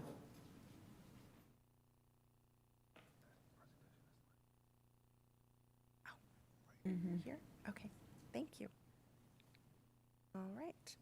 So now looking at months of inventory that are available. So when we look at months of inventory, basically in 2015, you'll see that 5.3 number. What that means is that in 2015, we had 5.3 months of inventory on the market that was available. That means if there were no homes that were placed for sale and every home was sold, that would go to 0 homes available in about 5.3 months. When we're looking at 2021, you'll see that now the months of inventory is now 1.5 months. So interesting numbers. It does dictate that it is a seller's market, which again, this is going on at the national level as well. We're seeing just a decrease in the available inventory of homes that are available for sale. When we look at annual sales trends, you'll also note that in the Coastal Bend area in 2015, there were about 3,500 units that were sold.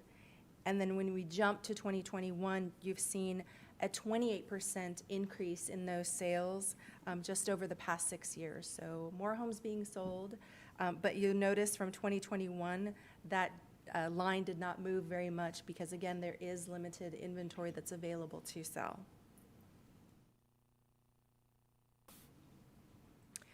So when we look again, continue to look at annual trends, you'll note that home prices have risen, or rose, excuse me, 11% from 2015 to 2019, and then an additional 20% in 2019 to 2021.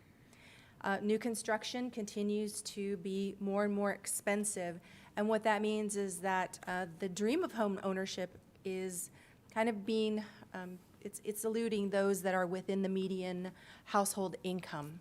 Because the homes are more expensive, that segment of the population may not be able to afford a home, or at least a new construction home. And then also one thing to note is that the sales are happening, but we don't have enough new listings to keep up with the same pace as what's being sold.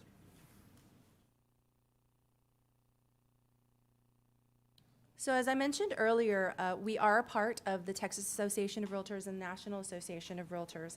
And so with that, again, like I said, Corpus Christi Association of Realtors works at the local level to advocate for realtor issues. The state works at the state level to advocate for realtor issues. And so I just wanted to share some of our legislative updates. So during March and May, realtor groups met with 181 of 183 legislators.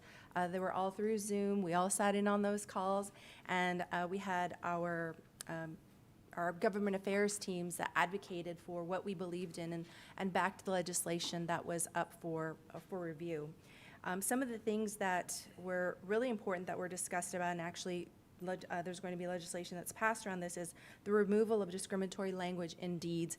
And we heard a story about a woman who was widowed, and she was trying to sell her property and could not sell the property because in the deed it said that an unmarried woman could not own the property. And so there were, and this was recent, and this was in Texas. And so, again, realtors lobbied to make it easy to remove that type of language from those deeds. We also stood behind HOA reform, which put a cap on resale certificates, resale certificate fees, and then also lobbied for better due process for when a homeowner has an issue with a homeowner association so that they can have a better way of resolving those disputes. In 2020, realtors were deemed an essential business, and then so during this legislative session, as a small business, they were also deemed essential and brought forth legislation that absolves them along with other small businesses from certain claims while they practice their business as well. So how can CCR help? I want you to know that we're here to provide resources, we're here to provide perspective, and of course analysis. We can provide you with regular housing updates. So in your packets, you'll see just some housing statistics for your individual districts. It's the very last page in your little handout. We can provide knowledge and expertise when conversations around housing are being had and when they're beginning, because we want to know how we can help and how we can serve and what resources we can provide to this body. We also want you to know that realtors sell the city, so we can be an advocate for what it is that you are putting forth for the city, and that we want to be ambassadors for all of the goodwill that you are doing for the city. At the national level, just again continuing to add the resources that we have available around case studies. So there's case studies that are available for how to repurpose the use of commercial properties. There's land use initiatives. There are just studies that have been done around affordable housing, and then impact studies as well. And then also available to us as a local association is a polling program, which allows for us to conduct a polling of about 400 registered voters so that we can kind of get a pulse of what is going on with the city and to get their opinion. And I did hear earlier that you were discussing short-term rentals. There's also case studies around that as well that I'm happy to share with you. Great. So working together, I just want to leave you all with the top priorities that we have, which are property rights, sustainable home ownership, and any policy that supports schools and infrastructures in the community. And that's about 90% of the work that this body does and works towards. And so I just want to know that we're eager to work with you and to help advance any initiatives that help make the Coastal Bend area a better place to live. So thank you all. I'm open for questions if you have any. Thank you, Elke. Councilman Hernandez. Well, you mentioned something that I was about to ask you about was in short-term rentals. We're looking at it. Obviously, my position has always been that I'm not against short-term rentals. I think we should have, people should be able to use the properties how they would like to. However, there's got to be rules and, some reasonable limitations based on where that property is, the adjoining neighborhood or neighbors. And so we're looking at best practices. I know that our city's looking at it. It'd be something I'd encourage you to connect with them to kind of discuss best practices where, you're not having a party in the middle of the neighborhood. Right. At a, short-term rental. Right. So it's one of those things where, got to find a happy balance on that, and that's what I would support. Right, absolutely. Okay, And thank I'm you. happy to provide those resources. Well, thank you. Yes, thank Appreciate you. it. Mr. Molina. Thank you, Mayor. Elke, thank you so much for taking time today and joining us and providing us with this relevant information. It's something that we haven't had here in a while from your organization. I know that there's been some changes between the two, but I'm glad you're here. And I do hope that as we continue with our short-term rental discussions, that you will be included in that discussion. So I do want to make that known. A question I had is, whenever we have zoning cases presented to us, even today, we had one earlier, and a lot of what we hear from the opposition, from the residents surrounding that particular area, is that these proposed developments, whether it's single-family, multifamily, or commercial, one of their points is that they believe that this new development is going to decrease their property value. Is that, how true is that? How often do you see that in your line of work? Well, I can't speak to that personally because I'm not a practitioner, but I can definitely look at case studies where those issues have been concerns to the residents of a specific community. I know that, as a property owner myself, like if I see something that gives me pause, I want to get as much information as I possibly can. I think sometimes people operate under the, just assumption of fear, like what's that going to do and how's that going to affect. But I'm sure there are plenty of projects that have been put out there that have probably benefited the city in a number of ways. And I'm happy to dive in and look for those case studies that will support those initiatives. That's something I'm interested in, because it seems like every time we have a zoning case, that point is brought up by anyone who's opposing the, whatever project that might be. And it would help us, I think, make a better informed decision if we knew what that fact is. And I know it's going to vary depending on the location and the type of proposed project. But I just think having that educated opinion from someone in your industry would help us tremendously. Absolutely, and I'm happy to supply those resources. Okay, I think that's all, Elke. Thank you so Okay. much. All right. We appreciate it. Thank you all. Have a good afternoon. Great, thank you. Okay, so we will move on to item number 26, our Port Commission quarterly report. Gentlemen?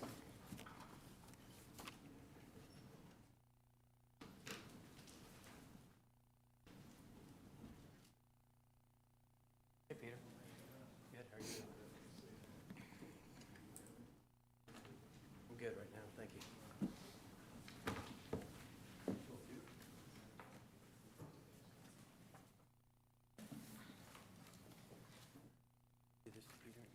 Yeah, they all have all that.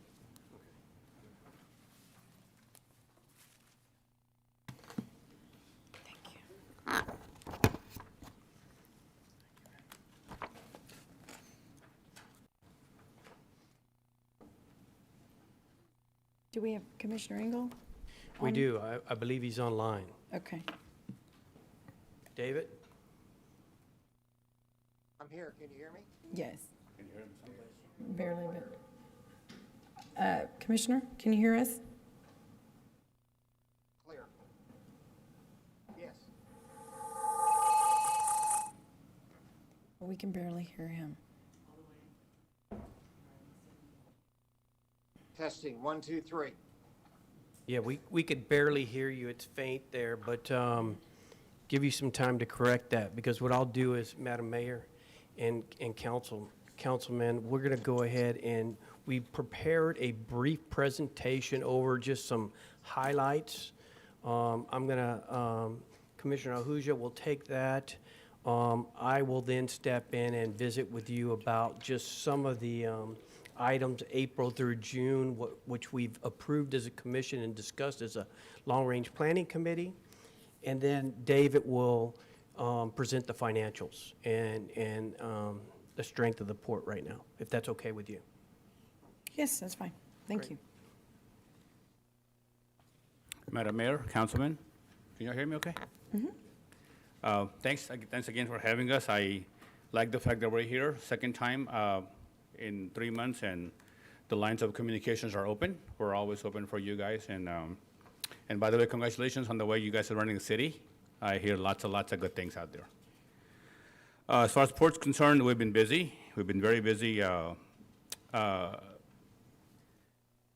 bringing some new partners. As you can see on the second page of the presentations that I handed out earlier, the Port of Rotterdam has partnered up with with our port to innovate commerce, and we have an MOU between our port and the Rotterdam port. The agreement outlines a number of shared objectives, and they are, I believe, 3 or 4 times bigger port than we are, and to learn from each other, to co-develop the trade and commercial opportunities, to foster an exchange of information, so we can both learn from each other and advance the development and deployment of innovative technologies. I'll just add something real quick there. The Port of Rotterdam is the largest port in Europe, and the living and working environment is a core focus of theirs, as it's becoming a core focus of ours, too. So it was a good marriage. And the second big thing that we're working on is another MOU signed with Stabilis. Stabilis has an LNG facility between George West and Three Rivers, and they will provide the LNG bunkering to the ships that use LNG as the fuel. The LNG-powered vessels are becoming increasingly prominent among the world's fleet, and both us and they have committed to provide extensive customer education and technical support. And we'll continue to look for more capital and more grants to incentivize use of LNG as fuel. Yeah, and the only thing I'd add there is, and this came up in our recent trip to DC, and how IMO 2020 had affected the port, which is the International Maritime Organization, had a mandate in 2020 that the maritime community reduced their sulfur used fuels by 80%, and this is one of the ways that it's going to be done. And bunkers, what bunkers are, if y'all don't know, it's actually the fuel that the vessels use and operate on. So that was a mandate, and certainly staff and our partners in Stabilis are on their way to making that happen. And among other things, the third one, which I am very interested in, being kind of in this business, energy business, is the Port of Corpus Christi has partnered up with Aries Partners for green hydrogen production. There's an agreement outlined the preliminary provisions, and to produce green hydrogen as opposed to blue hydrogen and gray hydrogen, we are still doing a feasibility study for the site selection, and we're doing market analysis for the local demand. There are a lot of industry partners here that do use gray hydrogen, which is derived from fossil fuel, and green hydrogen is derived from non-fossil resources.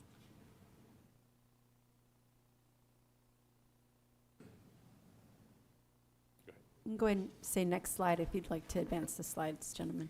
Yeah, and this will be the last slide that Commissioner Engel will take, and what I'll do is just step in and give a recap that, and if any of these items catch your attention, let me know, and we'll be happy to try to answer the questions. But from April to June, in April we awarded a contract for the design of an additional access point into the bulk materials terminal, which is the west access road from the JFK corridor.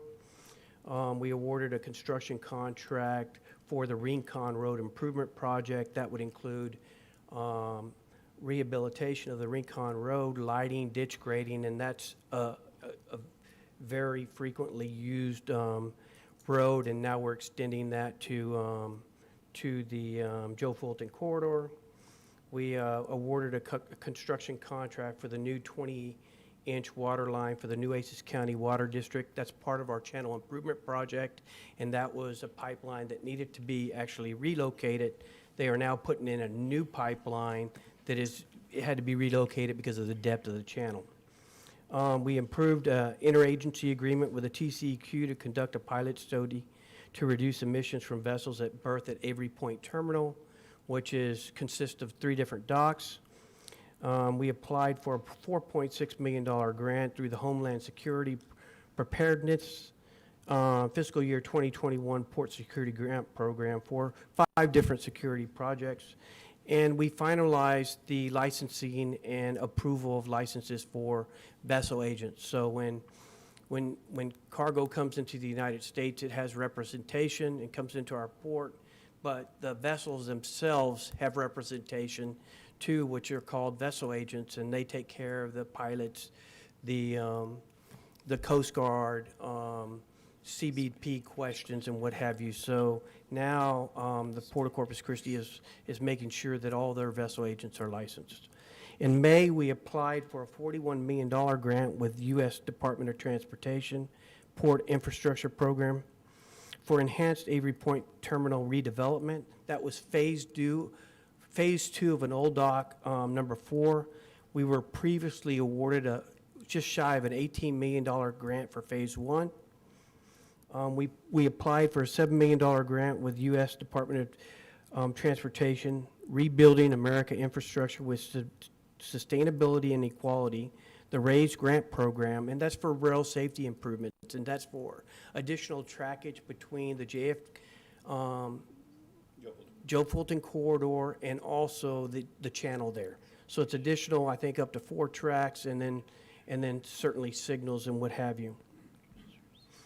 One of the things that was exciting is we approved an agreement with Callan Marine to perform maintenance dredging at multiple docks. And why this was important, and staff really did a fantastic job. So the port is responsible for dredging the federal channel, but our customers are responsible for dredging from the shoreline and their facilities to the federal channel. And that cost depends on the mobilization and demobilization of dredges. And so what staff did was they got together with and put out a RFQ for a certain amount of material, which really in the end, and we awarded this contract to Callan Marine, so hopefully they're going to be in our port all the time dealing with dredge matters, and it's going to be very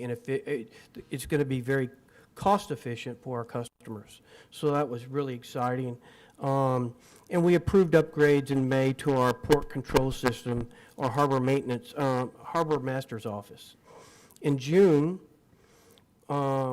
we reviewed results of our JFC, which is Joe Fulton Corridor Mobility Plan and Conceptual Design.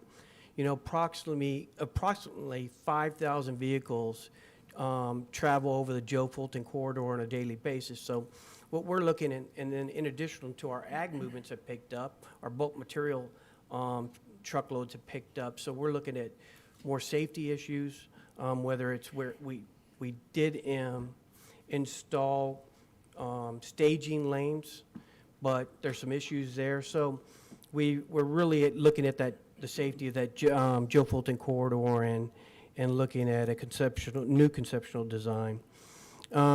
We continue to review development concepts for the bulk material terminal to handle bulk shipments for Steel Dynamics. And our problem there is we have a new crane that's very efficient. Unfortunately, we have to, when we're unloading vessels, we have to move it not off-site, but far away from the dock and by truck. So we're looking at trying to beef up that dock and looking at different designs to where we can actually have a certain amount of material stored on that dock. Dredge material placement area capacity evaluation was done by HDR and our staff. Really, really important. I think if not for our channel improvement, our channel improvement project is probably our most important thing we're working on. Second is dredge placement area. So we wanted to make sure, and this was a directive back to when Commissioner Bowers was a commissioner. We want to make sure that we have dredge placement area for medium term, 25, 50 years, and long term, 100 years. And our existing dredge placement areas right now, with increased levy raises, will accomplish that. Very, very important. On the Port of Houston, for instance, has to haul them. They don't have the capacity close by. Their transportation costs for hauling dredge material dredge material offsite is extremely expensive. We requested a barge fleeting analysis and supplemental site selection alternative. Barge fleeting is when multiple barges come in. They're stored in certain areas of the port. Right now we have Kirby Marine in a certain area of the inner harbor. We do have some interest in that property where they're fleeting. So we're looking at alternatives for our customers, both inner harbor, maybe the La Quinta area, and along the channel. The port assisted with the transition of the Coastal Bend Air Quality Partnership. Since established in 1995, the EPA has reduced their ozone non-attainment criteria and our airshed, Nueces County and Sanpac counties, and we're still within attainment, which is huge for attracting further investment. And that partnership obviously includes the city of Corpus Christi. We did an MOU with the city. It was a combination with the Harbor Lights, but more importantly, a discount on your dredge placement material, which I think amounted to about $150,000 savings, or will, when y'all do that project. We commissioned a new 44-foot patrol boat through a combination of a port security grant program and the Department of Homeland Security. I think that was done while we were in DC last week. And I'm going to read a recap. Obviously, the 87th state legislation, we had 3 bills passed, our 3 bills passed and signed by the governor. They were a naming bill. They were the recon GLO property. Councilman, I think you're familiar with that property at the end of recon. Previously worked by EOG, now owned by the GLO, gives us the right to buy that property if we come to a conclusion on price. And then the other one was revisions to the water code, and they pertain to firefighting, tariffs as an implied contract, and then the number of readings of franchise agreements. And then what was also, go ahead. Can I interrupt you? Sure. Could you tell us a little bit about the fire? What did that entail? The It one that just passed. allows us to operate a firefighting boats. So, and remind me, when the fire happened, was it a couple of years ago? That's when y'all started talking about a fire boat, but I don't think you ever got one until Well, later. we do have a fireboat. We've been talking about a fireboat for quite some time. Right. It's been included in grants. 5, 6 years ago, we went out and visited the Port of Houston. They had just been awarded 2 new boats, but in talking to them, they really liked their old boat better than their new boats at the time. We went in and bought their old boat, and that is the Driscoll that is actually working Inner Harbor right now. We have an agreement with the Refinery Terminal Fire Department to actually operate that boat. So the port on its staff has a captain of the boat and an engineer that maintains our equipment.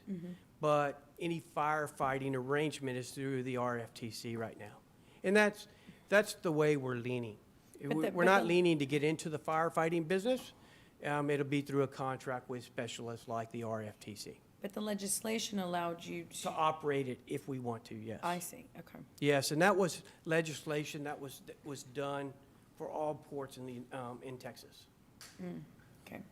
So those last three things, firefighting, tariff is implied, a contract, and readings of franchise agreements were for the entire state of Texas. And then also, the $40 million was allocated in the state's budget for the Texas Mobility Fund through TxDOT. Now, that's not all going to come to Corpus Christi, but we're certainly going to try to get our share of it. And last, I'll give you a desal update. 30 days ago, if you recall, we were remanded for further consideration by the ALJ. With this remand, the TCEQ clearly stated that the ALJ applied the wrong standard with the remand, with the recommendation against the issuance of the permit. We're now preparing to make the additional presentation required by TCEQ. Additional experts are being hired. New information is being submitted by way of amended permit. New modeling is being accomplished, and all scholarly articles are being reviewed. This Friday, June 25th, the port will submit its amended permit application and related technical information in support of the port's application. PAC will then have 30 days to respond, and then the matter will be reset to the ALJ for consideration to be completed within 120 days. And I said that was last. I'll just give you a quick update on our channel improvement project. Commissioner Ahuja, Chairman Zahn, and myself went to Washington, D.C. Tuesday through Friday of last week. We were strategically attended an energy seminar where there was 25 congressmen, U.S. congressmen, and 4 or 5 senators there. We were able to see them all during that short window of time because we were not included in the president's budget, our channel improvement project. We've been so fortunate over the last 4 years to get included. We were not included. And Commissioner Cloud chose, for a number of reasons, but chose not to earmark that project. So I think our only alternative right now is to hopefully get into the work plan. And so we're, obviously pursuing all options, including reevaluating what's called our BCR, benefit to cost ratio, which apparently excluded us. Our costs have gone up, but when the Corps looked at our costs going up, they didn't look at the benefits that also went up.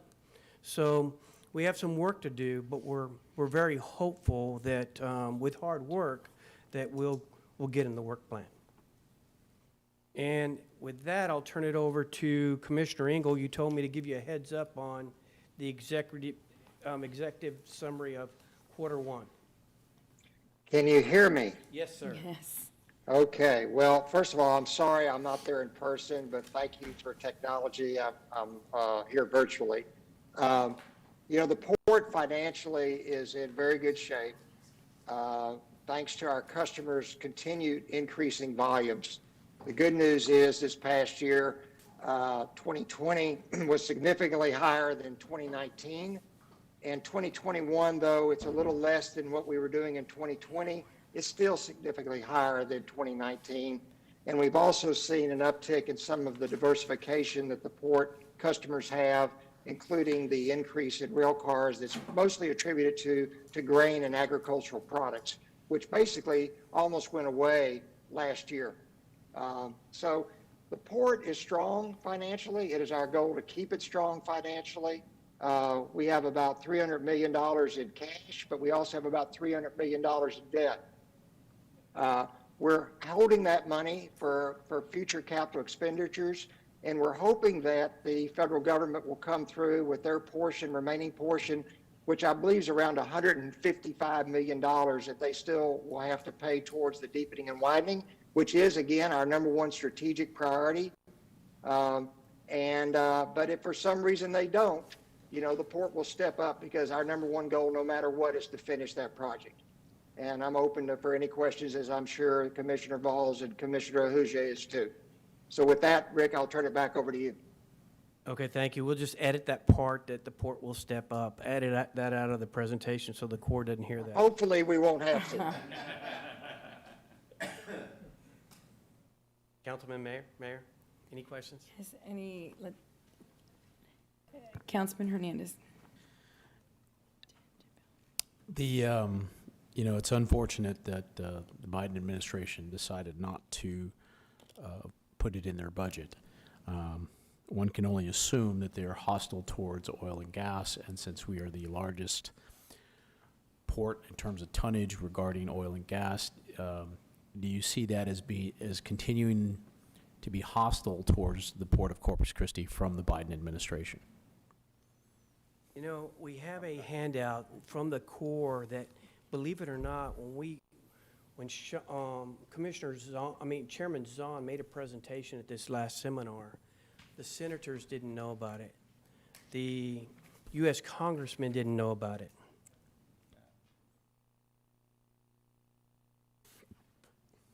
It's in the budget. In developing the budget, consideration was given to advancing three key objectives, including increasing infrastructure and ecosystem resilience to climate change and decreasing climate risk for communities based on the best available science. Perfect. Number two, promoting environmental justice in disadvantaged communities in line with Justice 40. Yeah, the Justice 40, and creating good paying jobs that promote a chance to join a union. Fine. But number three, in which every senator that we visited with and congressman did not know this, even though it's on page 1,115 of the budget. Not funding work that directly subsidizes fossil fuels, including work that lowers the cost of production, lowers the cost of consumption, or raises the revenues retained by producers of fossil fuels. Okay, so that pretty much solidifies it that the Biden administration does not like the port of Corpus Christi. I'll go a step further. That when they stopped, everyone knows about the pipeline they recently stopped. And I recorded a speech from Senator Cruz that I thought was excellent. And all the times I've heard him speak, this was excellent, and I'll share it with y'all if you want. But a pipeline between Russia and Germany that was stopped for over a year and a half was approved by Biden to go ahead and continue construction. So I'm not sure how he's looking at this, but he's certainly hurting the oil and gas sector, no doubt, in the United States. So I guess one can extrapolate that Biden administration is hostile to Corpus Christi by that. Oh, moving on. I just had to make the statement there. It is concerning. I do think that, and the message we received from the senators and congressmen is, the budget, the president's budget's the president's budget. Now, let's roll up our sleeves and get to work, and let's see how we can provide the funding. So I think there's ways around it. I know that we met with OMB, we met with the Corps, we met with the White House during this past trip, and we met with a number of our partners, the port's partners, lobbyists, and I think we'll continue to work together to make sure that, first and foremost, this project gets continued, if that helps. So, thank you. Thank you, Councilman. Commissioners, as you know, transparency is at the heart of city processes always. So as a public entity, how does the port stay transparent to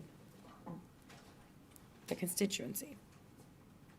And in all these projects that you're all working on?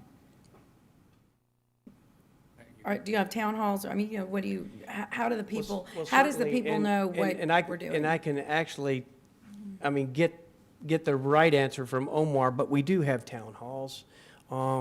This commission is reaching out to commissioners of Sampat,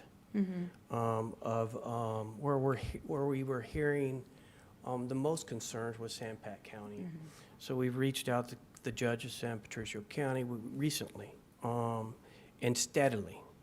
The commissioners of Sampat County, the city council individuals, particularly of Ingleside, because we recently were engaged in a large land purchase there, and to try to be as transparent as possible. Additionally, and Omar, I would like, if he can, I'm not sure if he can, what the rules are, but I'd like him to, we recently hired a third party to do a poll of the port, and in both Sampat and Nueces County counties, and we asked about 5 different questions. Would you touch on that just for a second? Because, you know, it shows that we, you know, we're favorable, but we have some work to do, continued work to do. But I was very pleased with the responses. Thank you, Commissioner. Good afternoon, Mayor and Council. Just to further expand on what Commissioner Vall said, we have a town hall series called Rapport that we've been doing. Obviously, during 2020, we didn't get a chance to do it because of COVID, but that's something that we're going to continue. We will do one in Corpus hopefully this year, just depending on the schedule, but that is our town hall series that we do when we launch major projects or just give updates to the public. But specific to what Commissioner Vall said, we did hire a third party to do a poll. We polled 800 residents in Nueces County and 500 in San Patricio, and the poll was to, well, the third party contractor did. It was done via cell phone and landlines, and there was a series of questions, but a lot of the questions were: do you trust the port to do the right thing for the environment? Do you trust the port to do the right thing for economic growth? Do you trust the port to do the right thing in the community? So those are the 3 main questions that were asked. There was also questions on desal, questions on the environment.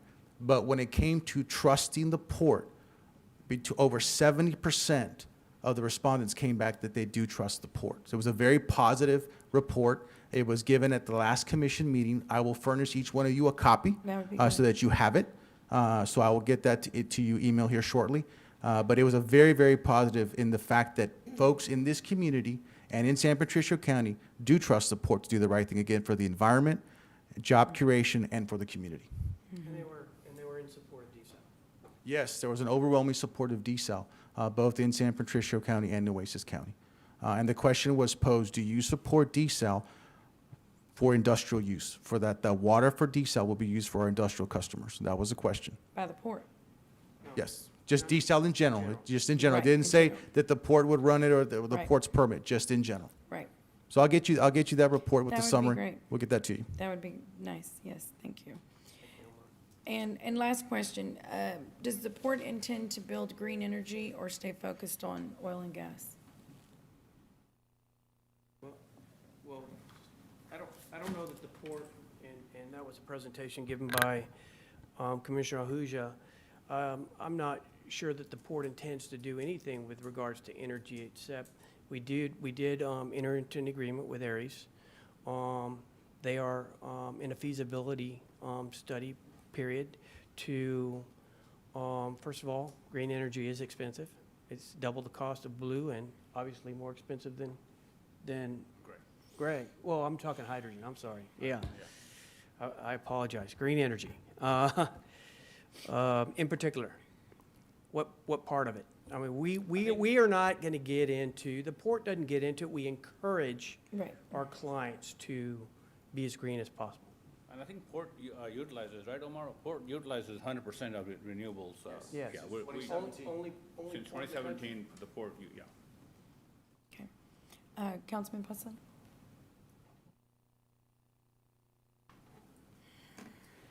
Thank you, Mayor. Thanks, guys. I appreciate all the information. I just had a couple of quick questions. So, talking about you mentioned large acreage purchase, and I'm going to speak specifically about the acreage you acquired from Cheniere. What are the port's plans for that property at this point? I will tell you this right now, and I have to be very careful. I can't elaborate on any of the details because of an NDA still that we're enforced. But right now, what the port recognized, and we've been looking at this for several years now, this particular parcel in general, and we recognize that we don't have any land available on that La Quinta channel, and any more land available. And so it was a large parcel. It had waterfront, and so we stopped looking at it when a company, Sabic, was interested in trying to buy that because we felt that, that would benefit the port in. Sure. But then when that deal fell through, we re-engaged with Cheniere, and I've been working on this for about 4 or 5 months. But right offhand, we haven't been able to market that property. We didn't own it. So we haven't even started looking at any uses for that property. The other parcel that came with it in Midway, is it called? Tap Midway. That was a combined purchase. And right now, I think that there's some port users in that area that have tank storage. But again, we don't have any immediate need or any plans for that property. Anything to add, Roger? Yeah, no, yeah, exactly. And, we're always looking for customers, and, I'm confident that we'll find somebody. Okay, that was a great non-answer. I appreciate that. Okay, and so I want to push on something here just a little bit.